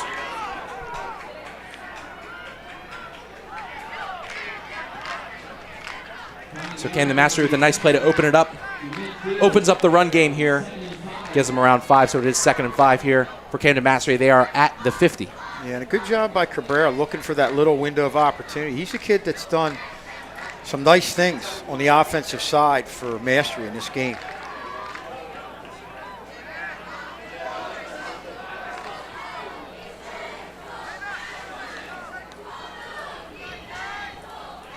So Mastery setting up shop at around the 50. 2nd and 5.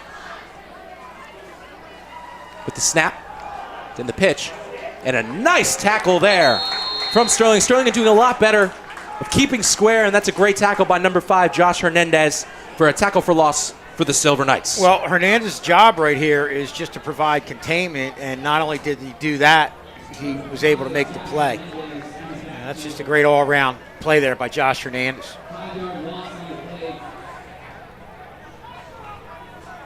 As we look, Josh Hernandez screaming off the edge towards the running back, doing a great job making a play for the Knights. So that brings 3rd down.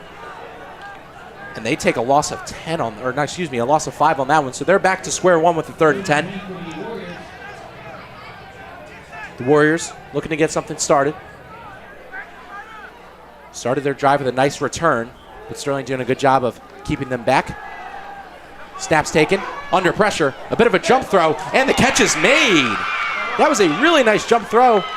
Do not know if we have the first down yet, but the pile is pushing forward. No whistle yet. The whistle finally blows. A nice catch by Yandel Rosario on a great throw by Bonilla. Yeah, just a tough break. It looks like it was tipped right into the receiver's hands, but you see this pass rush forcing him to go up. A lot of bodies there. You affected the throw, but it unfortunately went into the master receiver's hands. And Sterling, I think, did everything they could on that play. That's just a tough break. Looked like Lefty Jeter out there. Bonilla with a great throw, a bit of a jump pass. Anytime you force the quarterback to jump in the air, he gets hit while in the air, but somehow gets rid of it. I think from a defensive pass rush and pressure standpoint, you're doing what you need to do.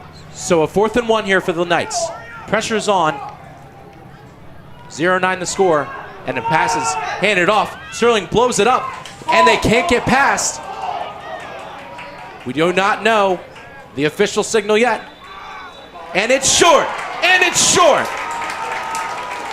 Sterling gets the ball back. Yeah, and even if you're going to start deep in the backfield, you got to get upfield. The problem was, look, right here, it just went lateral. Once you go lateral like that, you're giving the defenders time. They step up. They make the play. You don't have any shot. You've got to get upfield. And you know, Schultz, the size on the Sterling defensive line may not be the biggest, but they are really physical and really gritty and got in that backfield as quick as they could. Yeah, another play where you had multiple defenders getting to the ball carrier.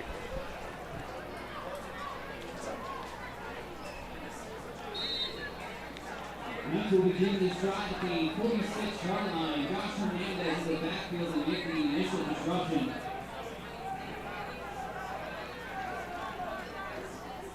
And Sterling here with a 1st and 10.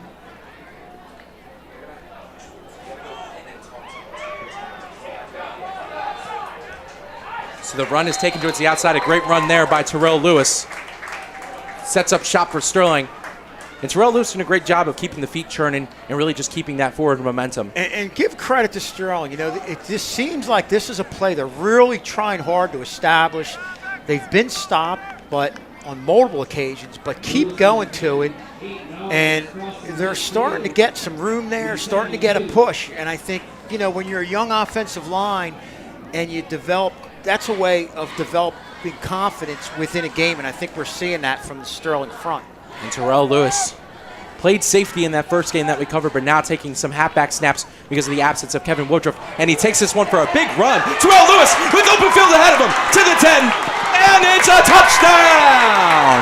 Silver Knights get another 6, and they extend this lead to 15. Yeah, you just go right to the off tackle hole there. You're sending multiple bodies there. You've got the guard and the tackle pulling right here. They do a great job sealing things out and pushing out, and good job by Lewis finding that little window of opportunity. He gets it. And there was a flag on the play, so that touchdown, unfortunately, is coming back for the Knights.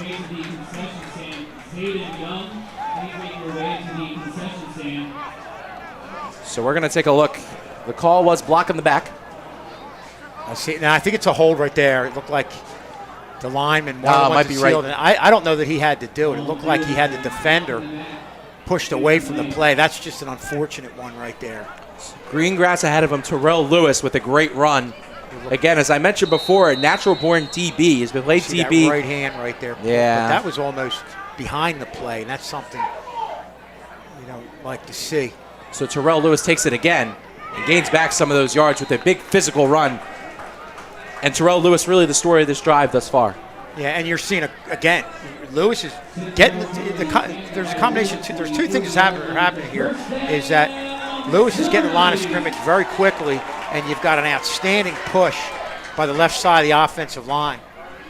And creating that hole right there, you see defensive linemen being driven back. So Sterling setting up shop at 1st and 10. Has his timeout. Personal timeout. Excuse me. Oh, my goodness. Personal timeout from the referee. Had a bit of a dry throat scenario right there. But in the shotgun is Crespo. Crespo hands it to Lewis again. Lewis gets stuffed in the backfield this time for no gain.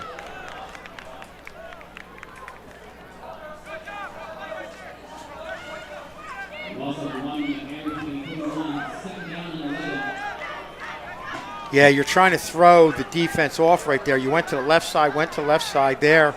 They actually had the guard and the tackle pull away from the hole, and Camden Mastery was right there to make the play. So Sterling shutting up shop at 2nd and 11 here. Terrell Lewis coming off the field after a couple big plays and that big touchdown, but unfortunately getting called back because of a holding call. So Hernandez, lone running back, Crespo, hands it off. Hernandez on a screen or on a counter, making a nice run and getting about 5 on that one. And I'm off my game a little bit today. I said that was a screen. It's a counter straight to Hernandez. Now you see 7 right here. Ball was bounced out to the outside. That's just an outstanding individual effort there. That was number 7, William Jeter. Yeah, he really got out there because Hernandez had a lot of room to run. You see him bouncing it out to the outside, and Jeter stayed with him step for step and was able to make a real nice stop. So that brings up 3rd and 6. The Knights in this drive had a touchdown that was taken back due to offensive holding. So the score remains 9-0. Had a safety and a touchdown in that first half. It was Crespo to Giles. And a penalty markers on the field. It's a delay of game against the Knights. So that pushes them back 5 for a 3rd and 11.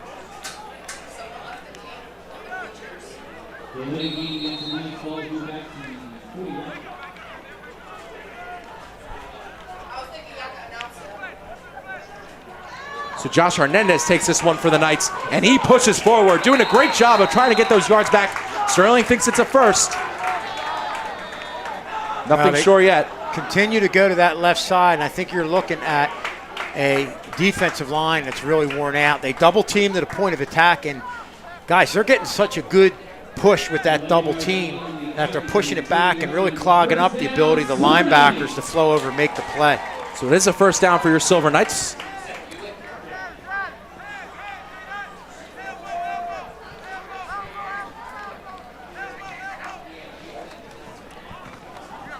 Hernandez pushing forward, doing a great job of some physical running, and there is a flag on the play.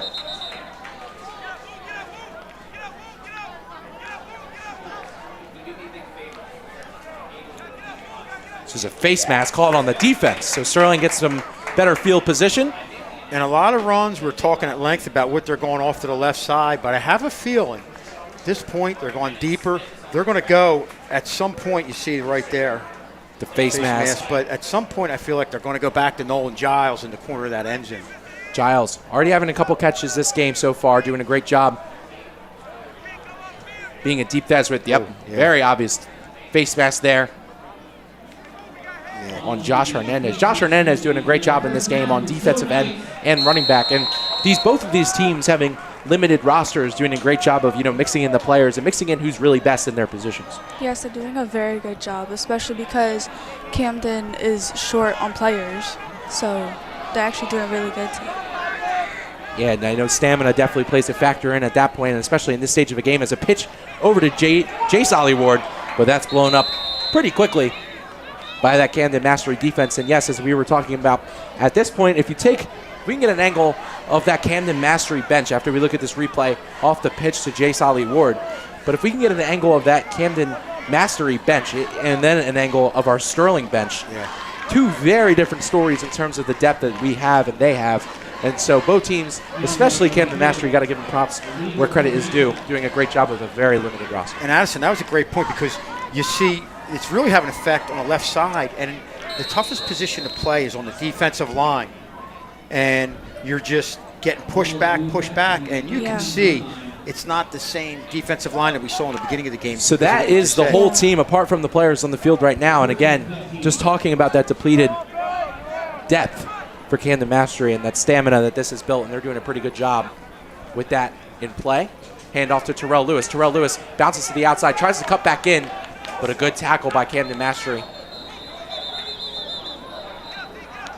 And I think for both teams, the plays that go to the outside that take a long time to develop, a couple times we've seen some real nice cutbacks, some good runs, but it seems like Sterling's having more success just going right to that tackle hole. And if they do get to the outside, just go directly to the hole, then bounce it out. But the plays that take a long time to develop going to the outside are giving the defenders time to step up. So there's an injury on the field to a Camden Mastery player. Can't see the number at the moment. Should get a pretty good look in a second.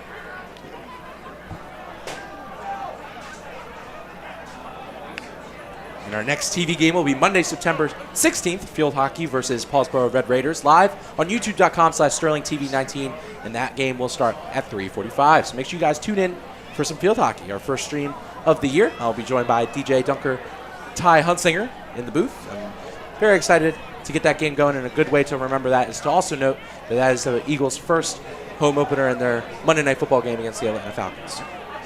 Forward to that. Atlanta had a rough week this week against Pittsburgh, only putting up one touchdown, and Kirk Cousins looked like he was a little shaken in the pocket, only putting up 10 points total. Eagles, on the other hand, had a completely different story with Saquon Barkley getting those 3 touchdowns. Yeah, he was outstanding. The big thing about Saquon Barkley is he's got to stay healthy. If he's able to do that, you definitely got yourself a stud. At least for a couple years, right?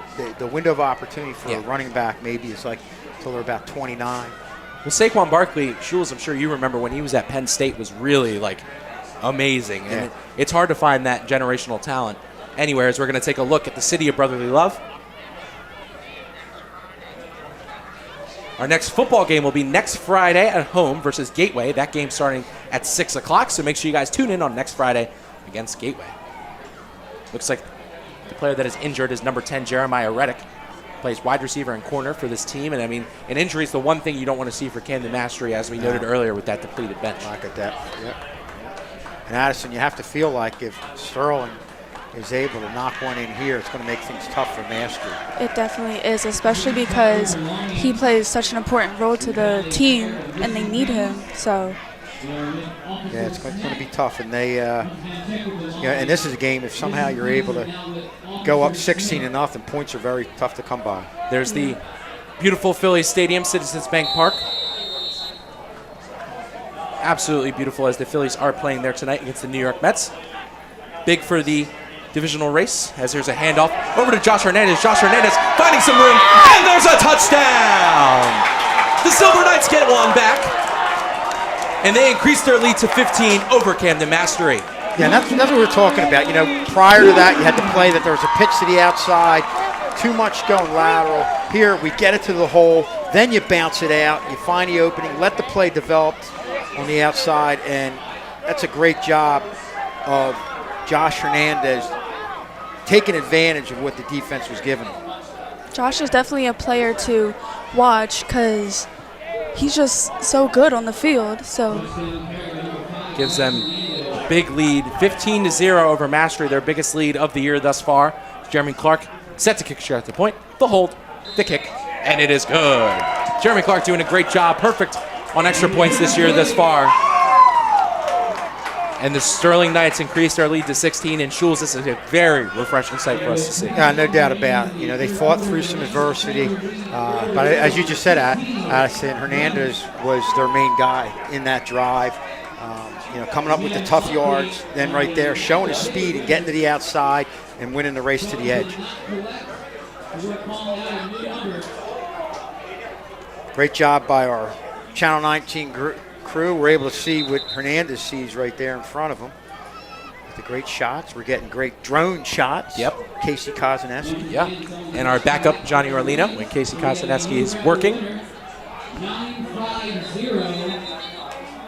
So Sterling increases their lead to 16 with a great run by Josh Hernandez, bouncing out to the outside. Sterling really giving it to the Camden Mastery Warriors right now. This is a big win, or a big moment for the Silver Knights. Again, we talked about it earlier, but you look at our shot right there. The most impressive thing is they just stuck with their game plan of pounding the ball off to the left side. Had some struggles early on, but just stuck with it.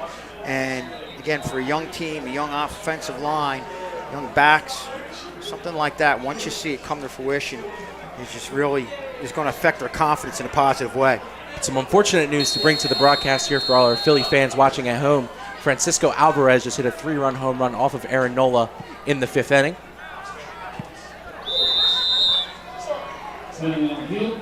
Just for a little update, because we were looking at the plagued by the long ball. I mean, Schulz a good chance. While we had the drone on the bank, that home run could have been getting hit. Right. In the moment, that could have happened. You could be worried about that one, Danny. Yeah. But unfortunate for the Phillies is they need either a split 2-game win or the full. Or is there an opportunity for a split, Schulz, or is this a 3-game series? It's no split, 3-game series. No split. So up there, we'll have an opportunity for a split because we play them there for 4 games. So they need at least 2 wins here as we get a nice look at the turf field. The Friday night lights are in full effect. As Max Zubak mentioned earlier, one of the best times to be here. And I'm glad everyone's here joining us today. I'm Daniel Leakin, joined by Kevin Schulz and Madison Buzelis. No, I got it wrong. Buzelis, yeah. I'm terrible with names. I'm going to get it sooner than later because we'll have lots of more broadcasts together. I have faith. So Clark ready to kick it again. Bit of a squib kick. Clark kind of trying to do this squib kick thing, and another penalty called on Sterling.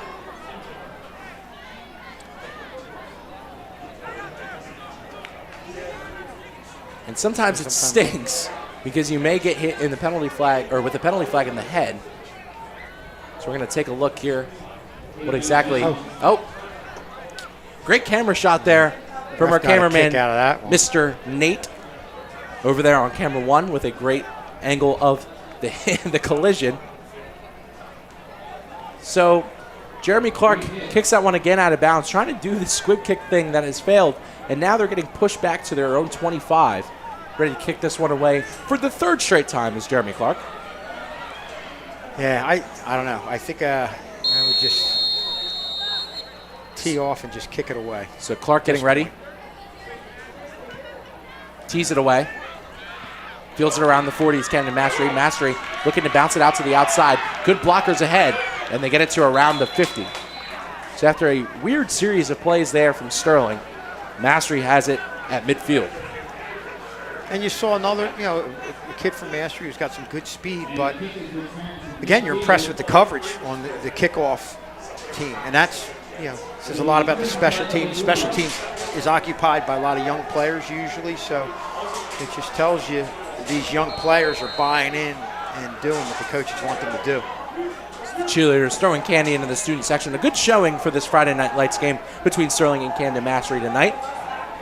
The theme was white out, and the students pretty much did just that as we get a nice angle of the cheerleaders throwing some candy.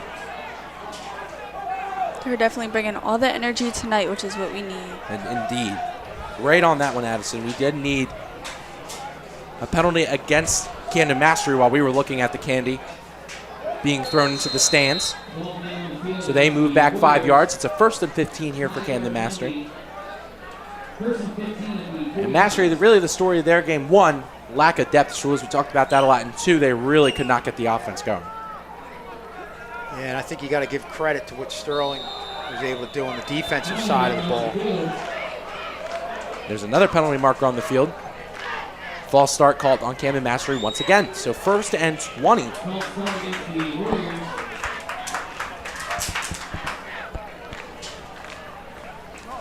In our last 6 plays, 5 of them have been penalties. And very interesting. And I mean, Schulz, ever since this first half, those flags have really been popping. Yeah, I mean, different crews call things differently, but they're definitely calling a lot, no doubt about it. A lot of stoppages here. A lot of stoppages here tonight, ladies and gentlemen. Game time started at 6:04 precisely. It is 7:53, and we are not past this 3rd quarter yet. So a very long game being played here tonight. As there's a run to the outside and a great play by Sterling. A tackle for loss once again. And there's a penalty marker on the field, looking like it's going to be unnecessary roughness.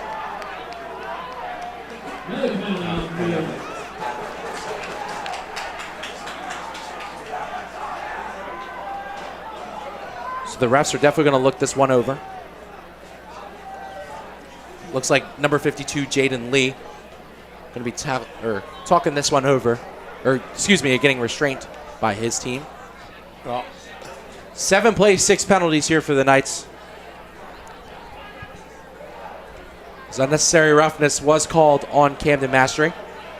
Yeah, here you see, it looks like 52, Camacho got in there, and, we're talking about the ball carriers going laterally. Well, that was because of what Camacho did, got right in his face, forced him to the outside, and allowed himself to make the play right there. But and you saw a lot of other defenders, just a lot. There was probably some extracurricular activity after the play, and I think obviously that led to the penalty. And that's the team on the sidelines, other than the people on the field as this goes. And Schulz, you're right, some extracurriculars on this Friday night for Camden Mastery and Sterling. So a 5-wide look here. We're about 1st down and 40. One of the longest plays I've seen in the backfield. Looks like a QB scramble. Can't get the tackle here. Bounces out to the outside and still going. And they get some yards back there, Schulz. A big chunk for Camden Mastery. Yeah, we're talking about Sterling's ability to close in on a ball carrier, and it's been really good all night, but not on this play. You see a couple different chances, multiple players having a chance to bring them down. They're just not able to do that, and that just can't happen on that play. I mean, you still have 3rd and decent amount, but when you've got your pedal or your foot on the pedal, you got to keep it there. You can't give teams any opportunity. So Manuel Bonillo with that big QB sneak. Sorry, Schulz, for interrupting. Bonillo with that big QB sneak brings it back to around 2nd and 10 at the 40. Oh. Well, that last one was 1st and 40, so this one's definitely 2nd down, maybe 2nd and 20. As a big run, breaks that chunk out, but the ball pops loose, and it's picked up again by Camden Mastery. So Camden Mastery had the ball jarred loose, picked it back up, and got another 2 yards. We're looking at around a 3rd and 8. And considering what this was a couple downs ago, you're giving Mastery a legitimate opportunity here, and can't allow that to happen. You got to play 4 quarters, and that's a big part of what we were talking about, of establishing the culture and learning how to win. You just got to keep your foot on the pedal and keep going at teams, because Camden Mastery's had a lot of issues, but they're not quitting. So Mastery looking for one last breath.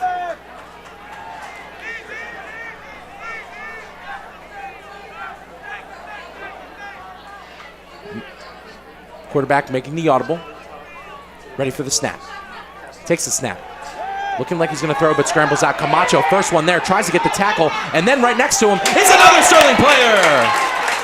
That's number 44, Will Nicholas. Big dog making a big tackle. Huge tackle for loss. Well, two guys defensively who've been very impactful in this game are Camacho and Nicholas, and you saw both of them right there. First Camacho forcing him to the outside, and then Nicholas finishing him off with the tackle.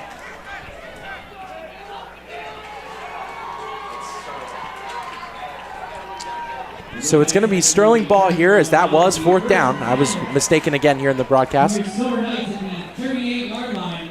they're going to be playing around the 38-yard line after a big tackle by Will Nicholas in the backfield. Rennie Camacho got the initial pressure, but Will Nicholas came and cleaned the trash up. So Sterling's going to be working with a new set of downs at around the 38-yard line. Crespo in the shotgun. Back behind him. 2 men to his right and his left. Ready to take this one away. Gives it off to Josh Hernandez, who scored that touchdown for the Knights, but gets blown up quickly by that defensive line. Just the whistle sound. Yeah, and that was Cabrera stepping up there from a defensive back position, and that's a great play by one of the leaders on that team. Knowing the defensive line's having some trouble, he just steps up from the safety position and almost acts like a linebacker there making a play. So with a minute and around 30 seconds left in this third quarter. So there's a whistle on the field. It's the sideline penalty again. And that one's on Camden Mastery.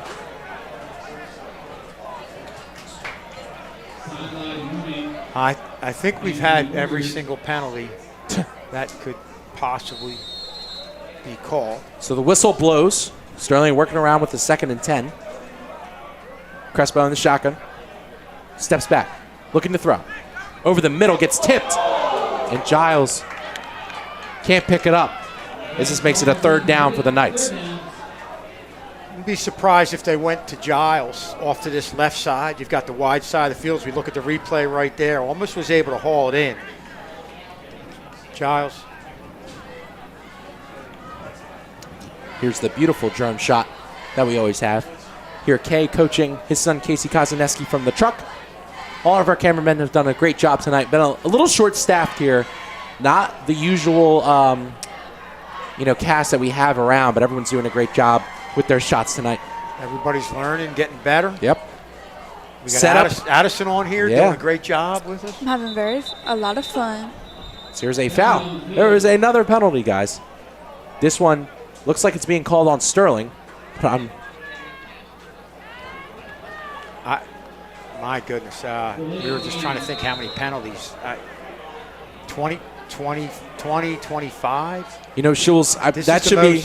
I think we've had in any game we've done. That should be our next trivia question. As Hernandez brings it back up a little bit. Sterling not getting any traction as there is looks like it's like an injured Mastery player on the ground, along with an injured Knight. One steps back up, but the Mastery player is still on the ground. That's number 6, Elijah Brickhouse, that stumbled a little bit. And one thing I will say in defense of the officials is up here, we don't know what's being said between the two teams, and sometimes when there's a lot of calls, it's made in an attempt to kind of control the game, settle things down, but it's definitely way more than we normally see. So we're looking at a 4th and 9 here for the Knights. Interesting look here, being up 16-0, but definitely want to get a few reps in with this offense as the whistle blows. It looks like a timeout against Sterling, or for Sterling, excuse me. Timeout. Okay. So first time was not a penalty in the whistle. On this 4th and 9 play here, Coach Des not seeing something he liked as we get a nice, beautiful shot of the Superfans and company here on this nice Friday night. Our next football game is Friday, September 20th versus the Gateway Gators, live on Sterling TV 19 and youtube.com/Sterling TV 19. And kickoff starts at 6 p.m. I hope it's another competitive game. I know Gateway was a team that was down for a while, within the last 20 years, but came on probably about 10 years ago and had a nice little run there, 4 or 5 year run where they were in the playoffs, went pretty deep, but I think they're down a little bit again, losing to Haddon Township, I believe, last week. So another game where if Sterling plays the way they can play, it's going to be competitive and they could come away with a win. Moon shines bright on the night tonight. Beautiful night out. Weather's cooled down significantly. It's very nice here in the booth. So Crespo under center. Lewis in motion. Looks like a pitch, but a stumble. Taheem Sale takes the edge. Looking for that first down. Pushes forward. Definitely is close. But the flag is called. Yeah, you're going to see a kick on the head. And this goes back to what probably the refs see during the game and hear being said. So that's why they feel like they got to call tightly. I believe he's getting thrown out of the game, number 7. You'll see as Sally went down, there was a kick to the head, and it was pretty blatant. And the coaches are coming out and taking that young man off the field. I think that's a good call at this point because you can't have this. You watch Sally go to the outside here. Number 4, you're going to see number 7. It's number 7, William Jeter. When he's down on the ground, makes the tackle. Nothing wrong with that. But then at some point, he's going to get up, and you're going to see a kick to the head right there. I mean, that wasn't inadvertent. He pushed down and knew what he was doing right there, and fortunately the refs were there to see it. Good job by coaches keeping everybody away from everybody, but I think in a game where we're saying that there's a lot of calls, the right call was made there. So that was William Jeter, number 7. Dirty play, but very dirty play. You can't do that in high school football. That is just something that all these kids are kids. You can't put one at risk of another. So definitely the penalties being distributed to both sides. And yeah, we could be over 30 penalties, but if you don't make that call, then you run into a situation where things would escalate. And now's the time just to calm everybody down, have the refs talk to both teams. And the last thing you want if you're Sterling is to lose somebody getting thrown out of a game. Correct. So I think that is something that I'm sure a lot of the coaches are saying. So cooler heads have to prevail here. So tensions are flaring. Here's the super fans coming out tonight doing a great job of providing some support for the football team. Did you have to say, give a heads up or a big round of applause for Coach Dez immediately pulling his player back to avoid further confrontation. He was right in the middle of it. Dez, wrestling coach, not scared of any action. Jumps right in to get his players out.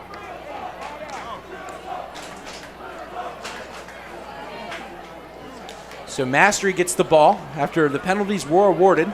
The bench looks even thinner now. And Mastery spending pretty much most of the game on their own end of the field. It's something you normally don't see for this long. So Bonilla hands it off. And that play quickly blown up as the Sterling linebackers get there as well. Rene Camacho finishing off the tackle. As it looks like this third quarter may be coming to a close here. And Mastery may have been past the 50-yard line, maybe one series of downs, I'm thinking. And I was right. That'll bring us to the end of the third quarter. So Sterling tallies on one more thanks to a rushing touchdown by Josh Hernandez when the sun was out, but now the sun is down. And Sterling leads 16-0. We'll be back with some fourth quarter action.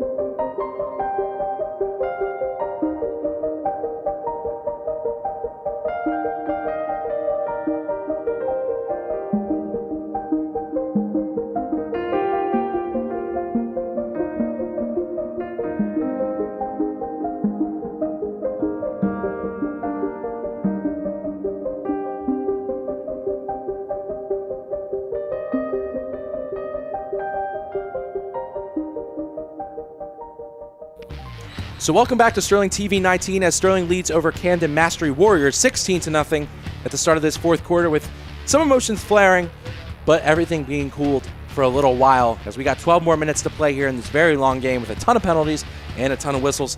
And I'd like to welcome on the broadcast three-time varsity football starter, current wrestler, and future golfer, Kenny McCardle. Kenny, welcome on the broadcast. How's it going, Dan? How are you? I'm doing pretty good. How about yourself? You know, can't complain. It's a beautiful night watching some great football. Nothing to complain about. Future golfer, how's your current golfing game? Yeah, it's rough. You know, Okay. we lose a lot of balls when we play, but It's a game of just playing a lot and getting better. Yeah, right. But you're having fun. Absolutely. Always. So Kenny McCardle playing lacrosse for a short stint of time, but he's going to take his talents to the golf team this year with a couple other players. Yes, sir. But definitely a 3-year starter for this football, or 3-year varsity player for this football team, a current wrestler looking for a big year, and joins us up in the booth for a little bit of his football expertise to wind down this game. Yes, sir. It's a great game. It's a great game so far. A lot of penalties, but just how it is. And as timeout on the field, as the Sterling band gets ready to perform the alligator dance along with the Camden Mastery cheerleaders and the Sterling cheerleaders. So we get an aerial view of that from our cameras up at the top. Timeout taken by the Warriors. The third timeout of the half. 18 with 2 remaining.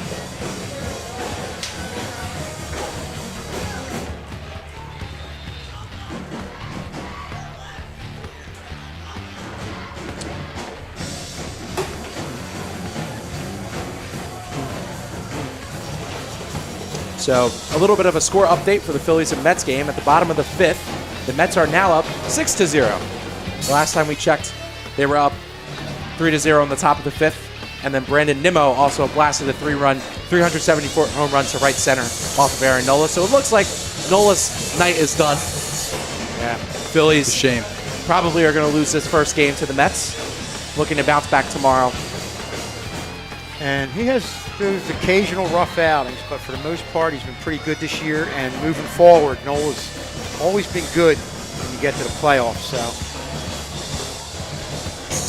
So not sure who the starter will be tomorrow. For the Mets, it'll be Luis Severino. Looks like the Phillies might just try and push past this one because the Mets currently have all the momentum with a nice tackle in the backfield from that Sterling defensive end. Absolutely nice stop. Looked like that was linebacker Rene Camacho making a lot of plays here for the Knights. Got low, put the shoulder in to the ball carrier, head up.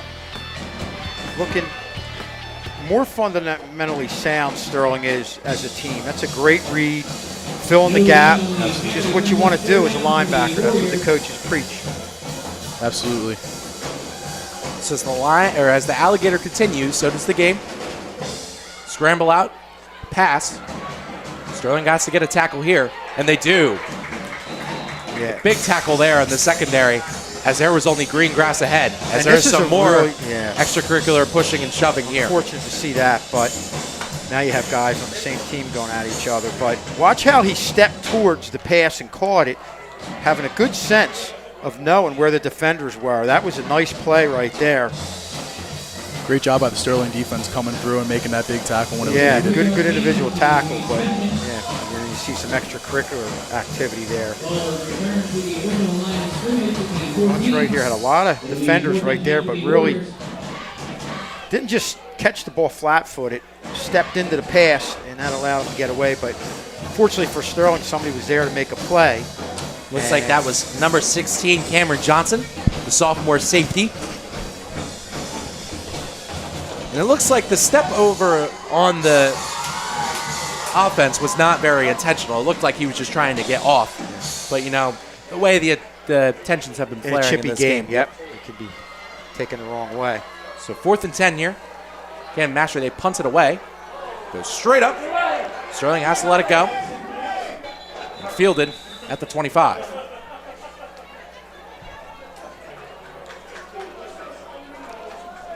So with 10 minutes left in this contest, Sterling gets the ball at the 25, looking to maybe get another score to try and put this one to bed.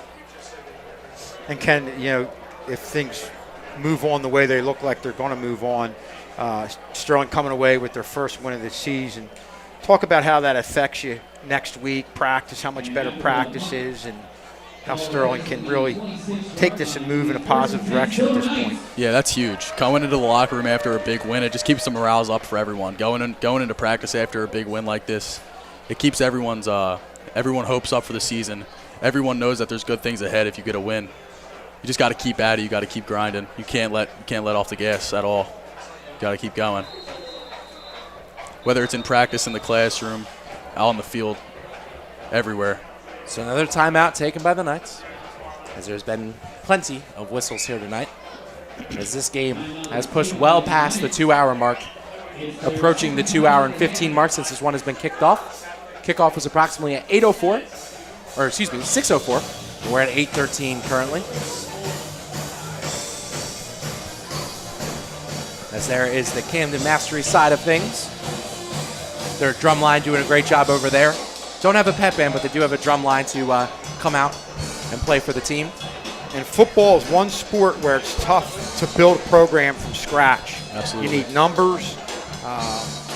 You need the commitment anymore you need from football with all the practices in the summer. It's probably, of any sport, the sport where you need to be most committed. Absolutely. And the angle we're getting right now of the cheerleaders is a good example of a program that was built from scratch, basically. When I got here, that program was virtually nothing. And now they've made a good name for themselves, as Jeff Abba has done a great job with that program, but a great tackle there by number 57, Elijah Hauser, in that backfield against Terrell Lewis. And I'll give credit to Camden Mastery. These kids are still playing hard, out there in a tough situation. And we talked at length about, we're running the ball off tackle. They're gassed right now, but these kids are still showing effort out there. Yeah, there's no better coach to build a program than Coach Des Wiggins. I've worked with him since I was in 6th grade.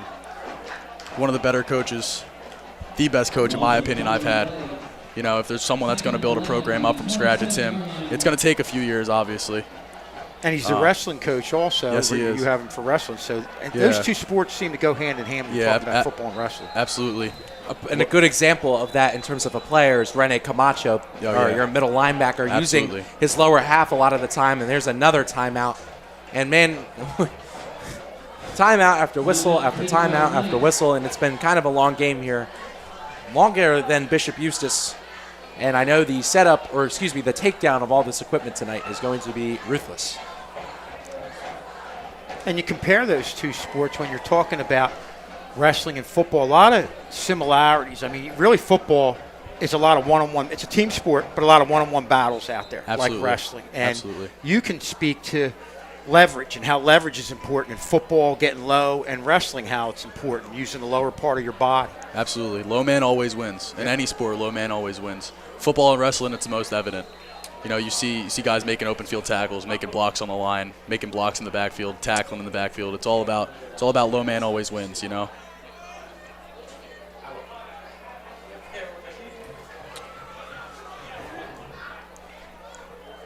Sterling with the handoff. Terrell Lewis bouncing out to the outside. Runs straight into a Mastery defender.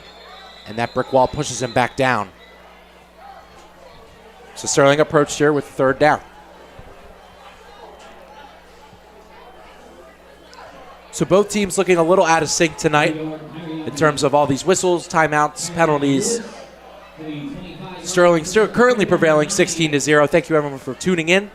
After a safety and a touchdown in the first half and a Josh Hernandez punch-in early in the second half, Sterling got that 16-point lead. I'm Daniel Leakin, joined by Kevin Schulz, Kenny McCardle here in the booth. As this has turned into a very late night, as Mr. K said, in the truck. Could we amend the running clock and make it past 15-0 instead of 35 or 36-0? Listen, as much as we love doing games here at Sterling TV 19, these late nights they rack up after a while. There's, we're definitely happy as you look at. Wow. Now that's one time I thought the penalty. Yeah, the flag was thrown. Antonio Crespo is going to take a loss of yards anyway after two men out of sync. Oh, there's a fight on the other side of the field. Oh. This can't happen. Can't extracurriculars here. Sterling's got to walk away.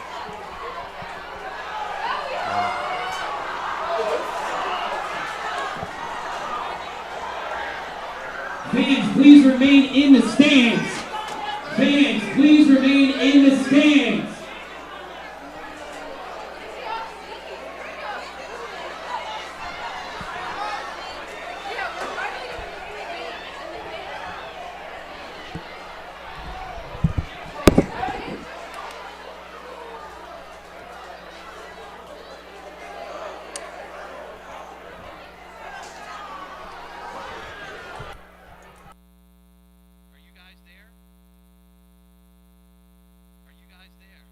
Yeah, we are. We just turned our mics off for a second. We'll keep talking for a second. All right, let's go. So, a few extracurriculars that we turned our mics off for a moment. Two teams, as we mentioned before, tensions really were flaring after a while. Yeah, no matter the tensions of the game, no matter how the emotions are, you just can't let that happen. I agree. On either sideline. And I think this is one of those games. 8 minutes left. There is definitely potential for a comeback, but I think this is one of those games where you kind of just have to put it to bed. Right. And I think that's what the refs could be discussing right now.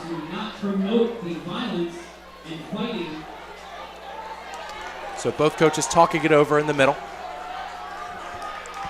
Personally, I think Coach. And it looks like the game might be getting called.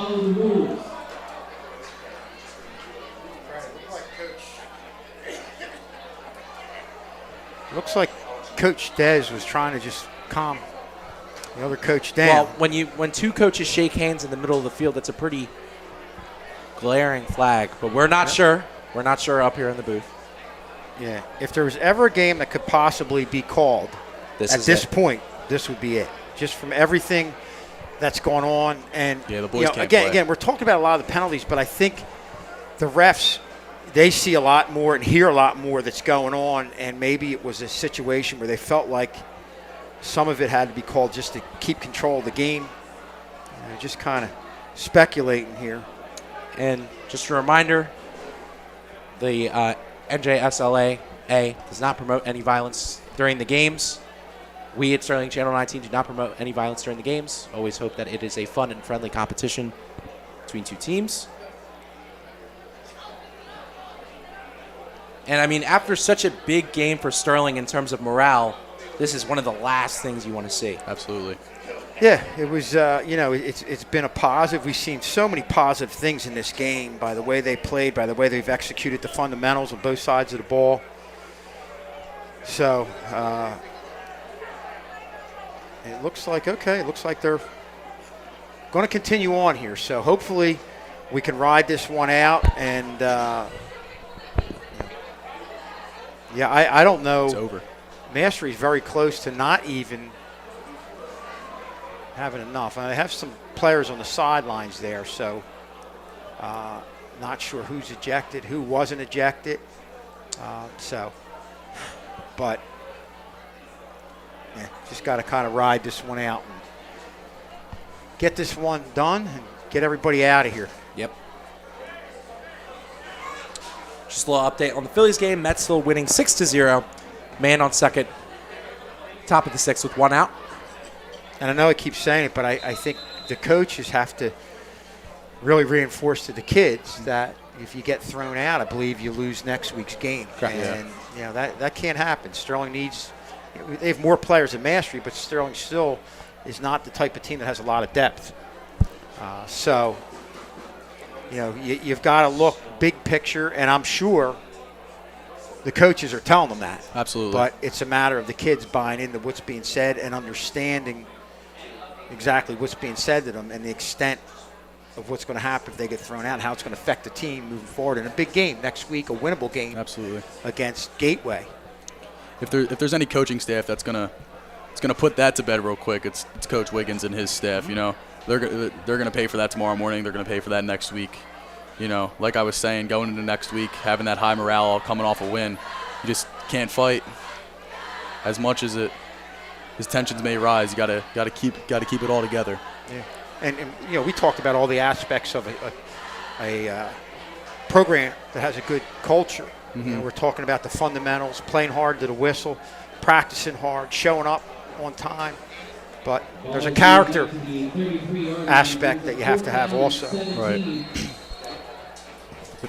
If there's any team that grinds, it is this Sterling Knights team. They were out here every morning, So 6 Crespo a.m. over deep the summer. to Giles. Deep ball. And Giles That's complete. makes the catch. Great play by Giles. Absolutely beautiful pass, beautiful catch, beautiful play all in general. So just for everyone who is tuning in, game 16-0. A safety in the first half and a pass from Crespo to Giles gave them that 9-point lead going into half. Yeah, Coming out of half, Josh Hernandez scored a rushing touchdown to put them on 16-0. And ever since then, a lot of extracurriculars have transpired, but right there is a nice pass from Crespo to Giles again. Yeah, and you had to feel like they were going to go to that again. Great job by Giles adjusting on that play. We're seeing a receiver that's really building confidence within a game and getting better. Absolutely.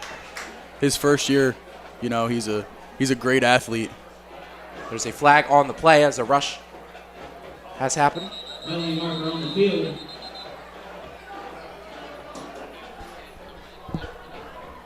Against the Knights. Yeah, it could be over 30 penalties, but, you know, I guess it's referees have to do what they feel like they have to do to control the game, and that might be one of those things that they feel like is essential here. Not that it's not difficult to watch and the game's not dragging because of it, but they got to feel like they have to do what they need to do to keep things safe. So the clock continues.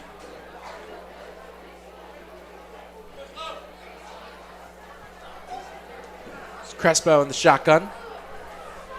Some extra blockers to his left. As they run it with Terrell Lewis. Terrell Lewis taking it to the outside with a nice run to get them back into some pretty good field range. Well, that's that off tackle play there. We see some more pushing. You got to walk away. Got to walk away.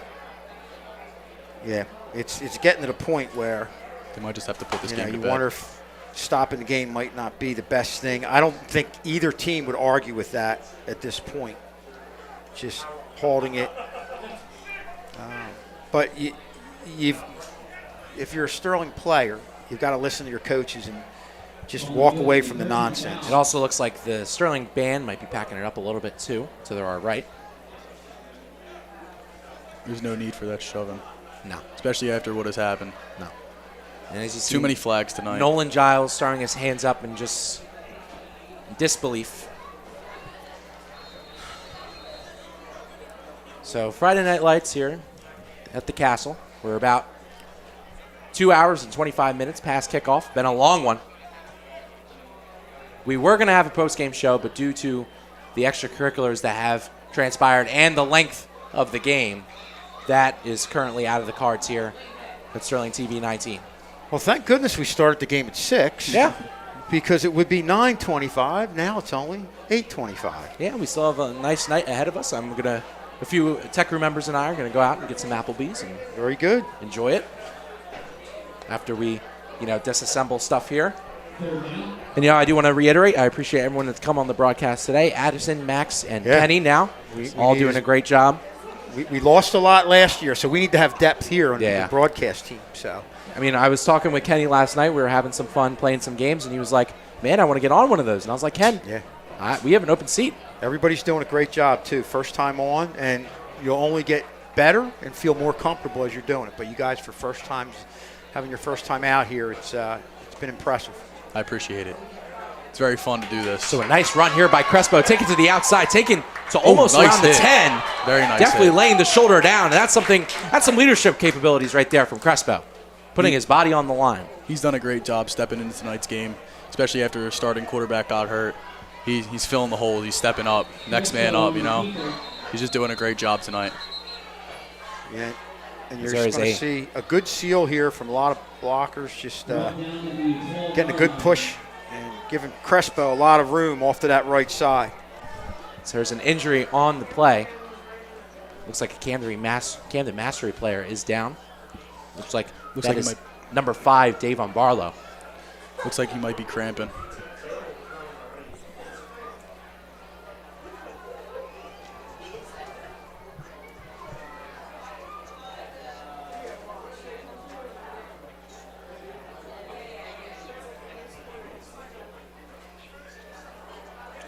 Yeah, I mean, Camden Mastery loaded with their cheerleaders. They might almost have more cheerleaders than they do football players on their active roster at the moment. After a couple of ejections, and even before that. How many were ejected tonight on the Camden side? We're not necessarily sure in terms of the count. That's So your that's bench. currently the bench for Camden Mastery. Okay. Not a lot of depth as Barlow walks off the field.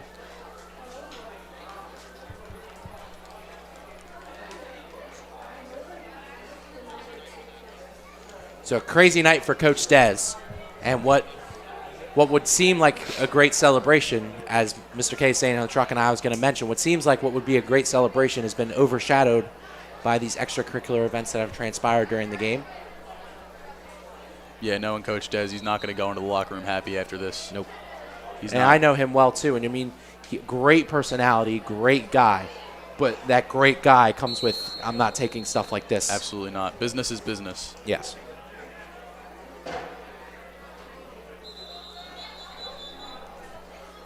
Stoppage.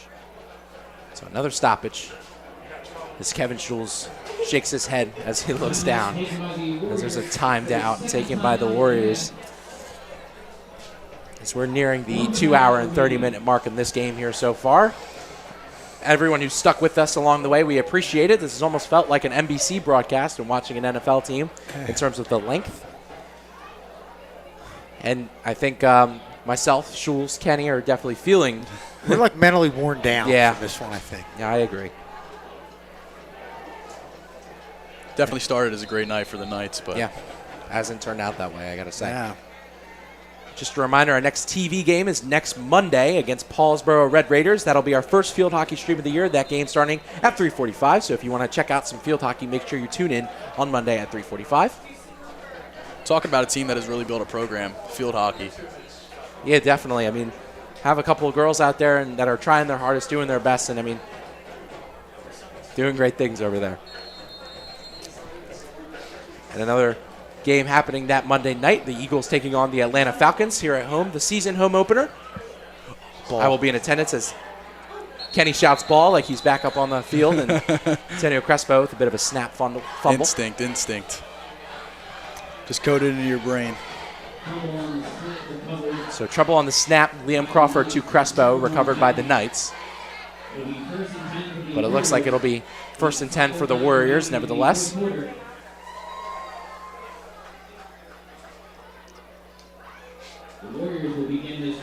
Yeah, talking about Liam, he's a dog, man. Liam's a great kid. I've known Liam ever since I was real little. I was friends with John Crawford when I was little as well. We did Boy Scouts together. And I mean, Liam's a dog filling in that sophomore spot, if I'm correct, as the starting center here for the Knights. He's a great kid. He's a great athlete. He's a very good center. He's a very good football player. Very good wrestler. He's a very good wrestler. So this game coming to a close with about 5 minutes and 9 seconds left here in this fourth quarter. This game has been filled with lots of events on the field, off the field.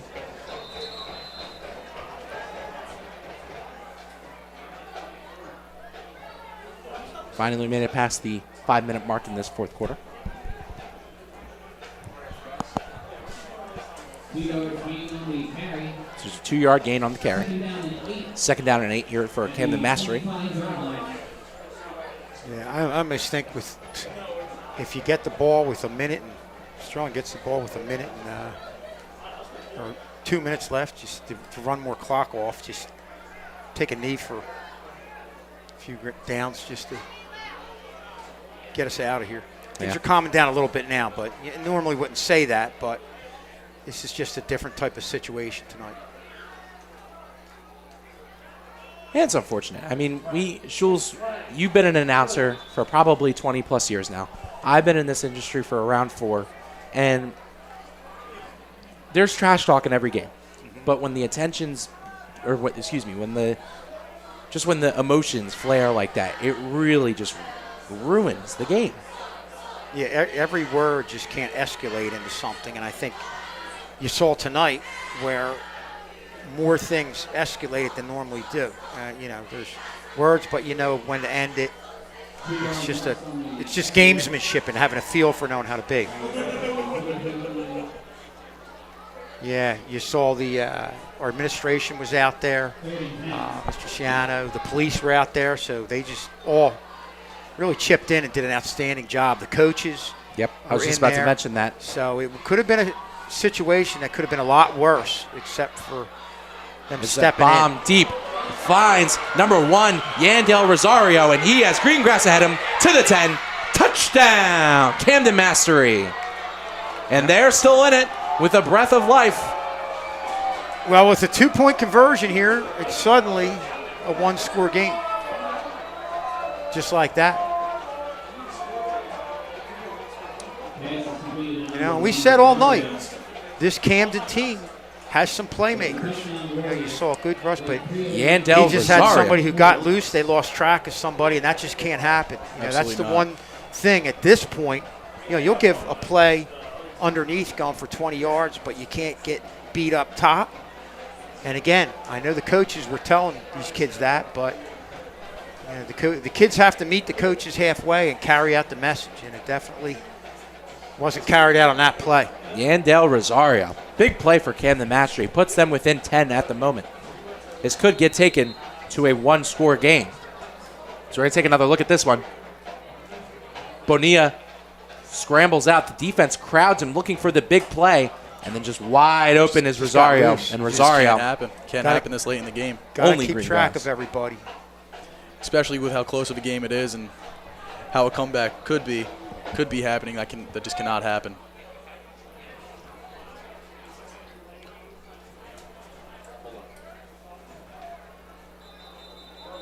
That looks like Camden Mastery's second touchdown of the season. There's a delay of game going towards Camden Mastery. And as we were mentioning before that big play, a big shout out to these Sterling coaches. Great group of guys on that sideline. Absolutely. Making sure that the situation did not escalate. But nevertheless, we're back to some pretty solid football with Rosario breaking down for a huge play. And that's really one of the first times that we've seen Mastery on this side of the field. Yeah, I think it might be the second time they've gotten past midfield in this game. Was it? Flag. Another flag. Multiple There's a flag again. Outside. And I mean, just keep running. Can't stop him. Run, Forrest, run as he continues. What a great run. Lasted forever, but a big tackle there by Jaden Davis. As there's another flag on the field. And this is a big play here. Keeps it at a 2-score game with a stop. We see him go right. How many yards did he run? What did he run? About 50 yards, 60 yards right there. And Schulz, I don't know if you've ever seen, but there's a clip of Steph Curry when he is without the ball and how much he runs around the court. That's exactly what that reminded me of. So the penalties decline because it was on Mastery, and this game stays a 10-point lead for Sterling. And a big stop right there. Sterling just has to run it out here. Has to run the clock down. Maybe get a first down and just keep the ball on the ground and then just get out of here. So the next TV game was Monday, September 16th, field hockey versus the Paulsboro Red Raiders, live on youtube.com/Sterling TV19. And that game will start at 3:45. I will be joined by first-time announcer Ty Hunsinger in my announcer spot, DJ Dunker. Captain of the Sterling ball hockey team. Yeah, I was just about to mention that. Our game on Sunday at 10:15 a.m. against GCIT.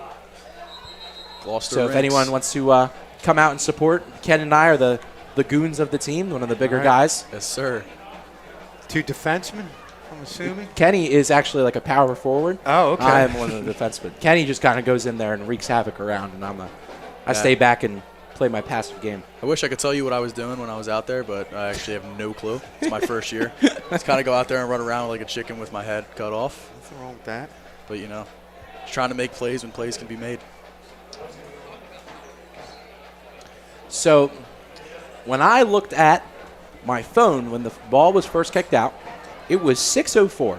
It is now 8:37 at night. It has been a 2 hour and 33-minute game here tonight, as the moon is definitely shining bright on us. And this game has really dragged on.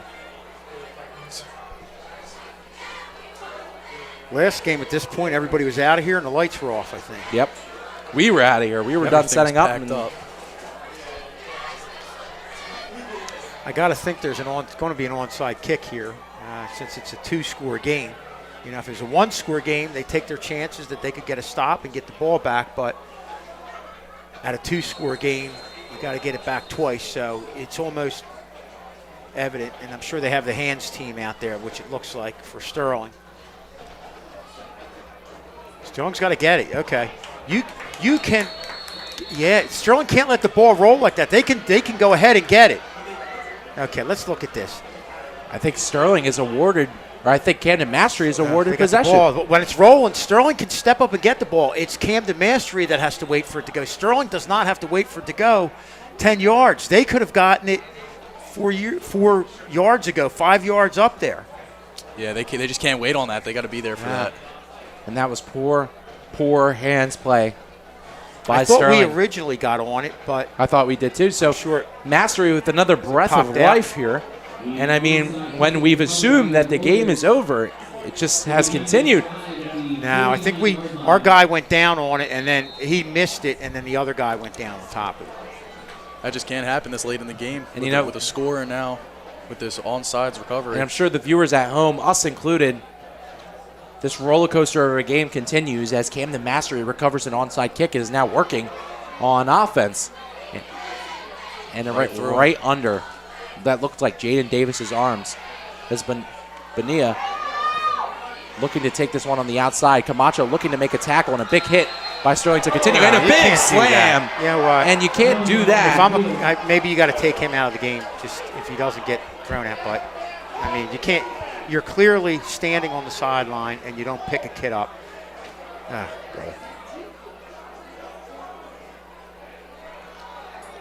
understand wanting to make the big play, but we were clearly out there. There's no exception for that. This late into the game, that's just extremely unacceptable. I'm sure Coach will definitely let. And again, as Kenny, as you said, I mean, you have personal experience with Coach Des, and this just is not going to boil over well at all. Absolutely not. No matter the result of this game. No, absolutely not. Win or loss. You know, game started fundamentally sound in the beginning, and then it all fell apart here in the fourth quarter.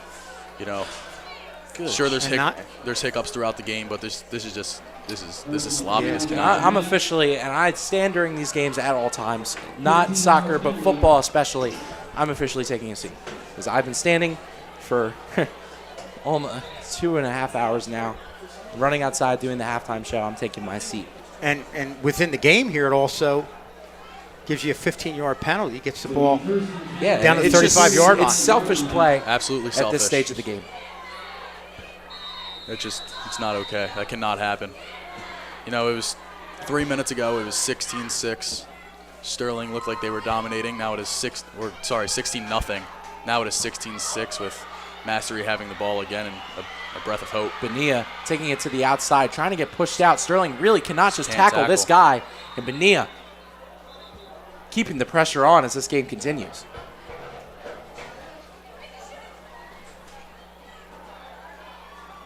Yeah, throughout this game, he's had some big plays, and you see right here, very shifty. That's just an athlete right there. He can get away from people, and that was just an outstanding individual effort there by Bonilla on that run.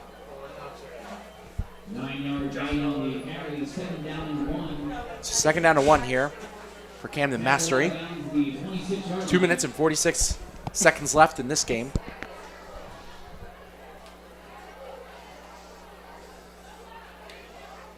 This is where Sterling needs containment on the outside. Don't allow Bonilla to get around the edge, especially here at the wide side of the field to the left. And you're giving him the ability to run, or the option to run or throw the ball in that rollout.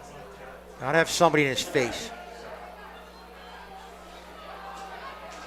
And there's a big run here by Cabrera. Wow. Cabrera still tearing it up, and he And a scores! touchdown. That just cannot happen this late in the game. Sterling falling apart in these past couple of minutes. Mastery within 4. A 16-0 game for some time, and then within the last 3-4 minutes, just all falls apart. Seam right there, but I think no form tackling throughout. Sterling fell victim to the play that we saw beforehand. I think set that up because you're worried about Bonilla getting to the outside. You're wanting to cover the outside. You're not thinking they're going off tackle there. That actually was a pretty good play call, but a lot of missed tackles there. Boy, that's something you felt like Sterling got better at within this game, but boy, it's really fallen apart, especially in this last series and especially on that play. And especially with that very selfish tackle on that side, or on our side of the field. It that just was no completely help. unnecessary. It was no help. And yeah, I think this is the job I want to do in my future. This is the job I want to, pursue my life, my dreams. This has been my dream since I was little. And I think this is a game that is going to be stained in my memory. And I thought, honestly, I'm going to blame it on Kenny. Oh. Ever since Kenny got here, this game has completely just gone downhill for Sterling. And 48 penalties penalty number tonight. 48. Wow. Wow. Well, Mr. Case penalty counter. yeah, a little jokester penalty counter. Yeah, ran out of fingers and toes. Probably right around there. Yeah. With the 48. And the Phillies were losing. Still 7. It's now 7-0 Mets, and just Fumbled ball recovered by Will Nicholas. He just dives right on top of that. That's an athletic play by him right there. Will Nicholas having a great game himself amidst all this chaos. Had a lot of tackles for loss. Had a lot of great plays. Along with a lot of great plays from everyone else on this team, I think Antonio Crespo has done a great job in his first game at QB. I think Nolan Giles has done a phenomenal job at wide receiver, winning a lot of jump balls and getting Sterling's momentum back in check. And Sterling just needs one more recovered offside kick. I think the big thing right now is, and I know the coaches are going over with them, the fact that, that ball for the receiving team, that ball does not have to go 10 yards. If that's rolling, you can step up and fall on it. Got to grab it. It's the kicking team, the coverage team, that has to wait for it to go 10 yards. So, I think that's obviously something we've got to correct. I know Coach right now, Coach Krause, who does an outstanding job, is definitely echoing that. That's one of the things he's echoing to his hands team there. That will definitely be out there.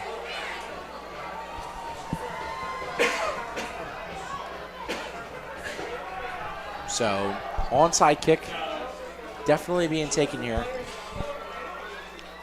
Camden Mastery recovered the last one. Sterling just needs to make one recovery. Should put the seal on this one. Mastery with one timeout. Down by 4. 2 minutes and 38 seconds left in this fourth quarter. Just a couple of moments ago, as Kenny McCardle mentioned, this was a 16-0 game. Yeah. Sterling got to make good moves with their hands team. Has to let it go, and Mastery has to let it get to the 50 before they can touch it. Onside kick taken. Got to grab that. Sterling can. Sterling leaves it. Some pushing and shoving. As to be expected towards the end of this game. Sterling doing a great job of leaving it. I think the refs, one ref clapping to the other. Let's get this one moving. So Sterling gets possession with 2 minutes and 38 seconds left. Look for them to kind of run the clock out on this one.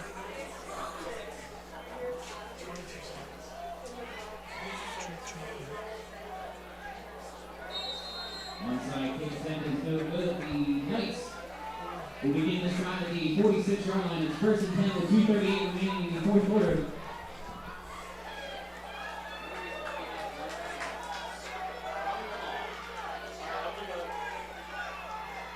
So Crespo in the shotgun, hands it off to Lewis. Lewis taking it outside. Lewis with a nice physical run. No flags on the play. And spoke too soon. I spoke too soon. Yeah. Oh I don't say that goodness now until we go gracious. to the next play, and we all looked and saw there were no flags. That's on me, ladies and gentlemen.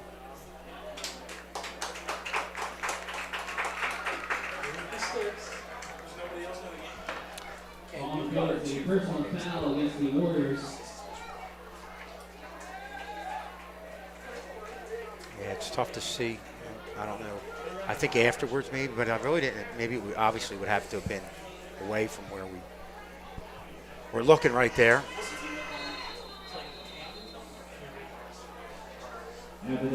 So 2 minutes and 26 seconds left in this fourth quarter. He's got to run this Game clock down. winding down. Definitely have to run the clock out. Terrell Lewis takes the ball up the middle. Gets faced by that big Camden Mastery defensive line.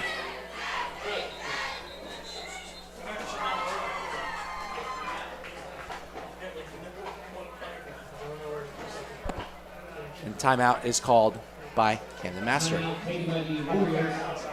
I think this is the longest quarter of football I've ever watched in my life. Yeah. This is longer than the Collingswood game last year, where we had two ambulance escort injuries off the field. Very unfortunate game. Absolutely. And we were saying how in the third quarter it just looked like Mastery defensively was worn down, especially in that defensive front. Right. And Sterling was really pounding Hernandez off to the left-hand side and doing a good job, getting 4, 5, 6 yards a pop. A couple of them went out to the outside for even bigger runs. Right, that's all you need, though. You're looking at a Mastery team right now with with a couple scores being rejuvenated and playing like a totally different team. Absolutely. So unofficially, there are no timeouts. I'm pretty sure that's official, Mr. K. I think they've burned all three as Terrell Lewis takes this one back up the middle. Gets stuffed by that defensive line. With those two scores, Camden Mastery gains all of their confidence back that they lost within the first 3.5 quarters. Yeah. All that comes rushing back, and they have new life, new hope for the game. So they're gonna be punching it through. They're gonna be punching mouths, the rest of this game to the final whistle. So under 2 minutes remaining finally in this fourth quarter. As Sterling is faced with the 3rd and 10. Still trying to drain this clock out are the Knights. Up by 4 against Mastery. Definitely don't want a mistake here. Crespo in the shotgun. Takes the snap. Hands it off. Lewis going around the right. Lewis has some room. Lewis with a good play. Lewis is still going. Absolutely. Lewis is still on his feet. And what a play by Terrell Lewis to get that first down for the Knights.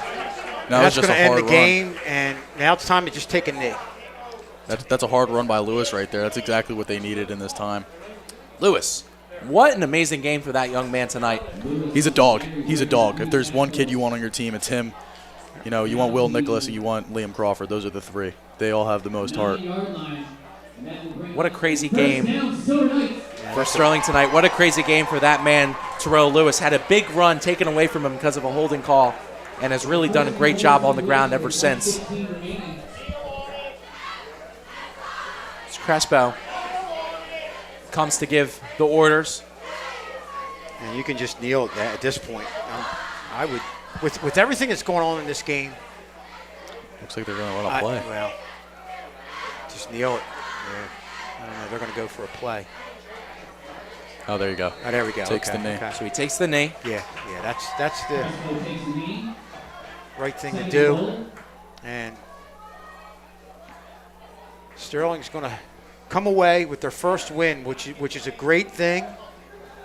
We can't minimize that, but there's definitely some teaching moments along the way, and I know the coaches will definitely have some good, heartfelt talks, teaching talks to the kids. As Coach Staz gets his first win of the season this year. He's not going to be satisfied whatsoever. Nope. Maybe within the first 3 quarters, but not the end. Not the end, no. So one more knee should do it. Let the clock hit 0 here tonight. And that should definitely do it here. Once this clock hits 0, I will give the official time on how long this game took. I'm going to give it the official time, though. I'm not going to jump to any conclusions here. So this game officially took 2 hours and 48 minutes, but we finally get to an end as Sterling prevails over Camden Mastery, 16-12.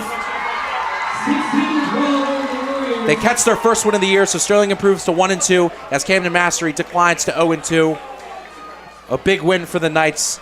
After a lot of extracurricular, this is one of those games that I am very relieved, and I'm sure you are too, Schultz, that this one's over. We had to get out of here and get out of here with a win and just move on.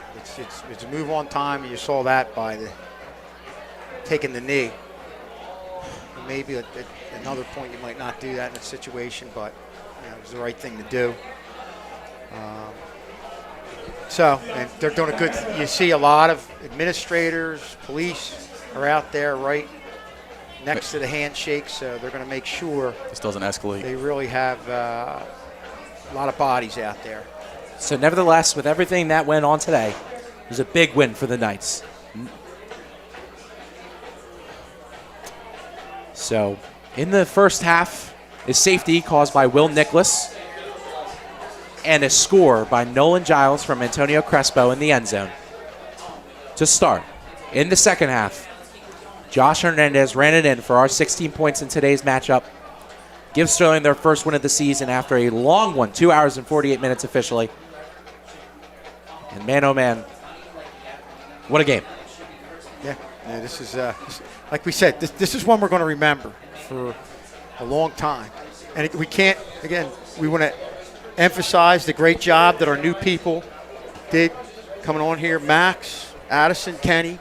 Yeah. All did an outstanding job. Just about to mention that. And all are always welcome to come on the broadcast. So this one's going to wrap itself up. Thank you all for joining us. 16-12 the final score.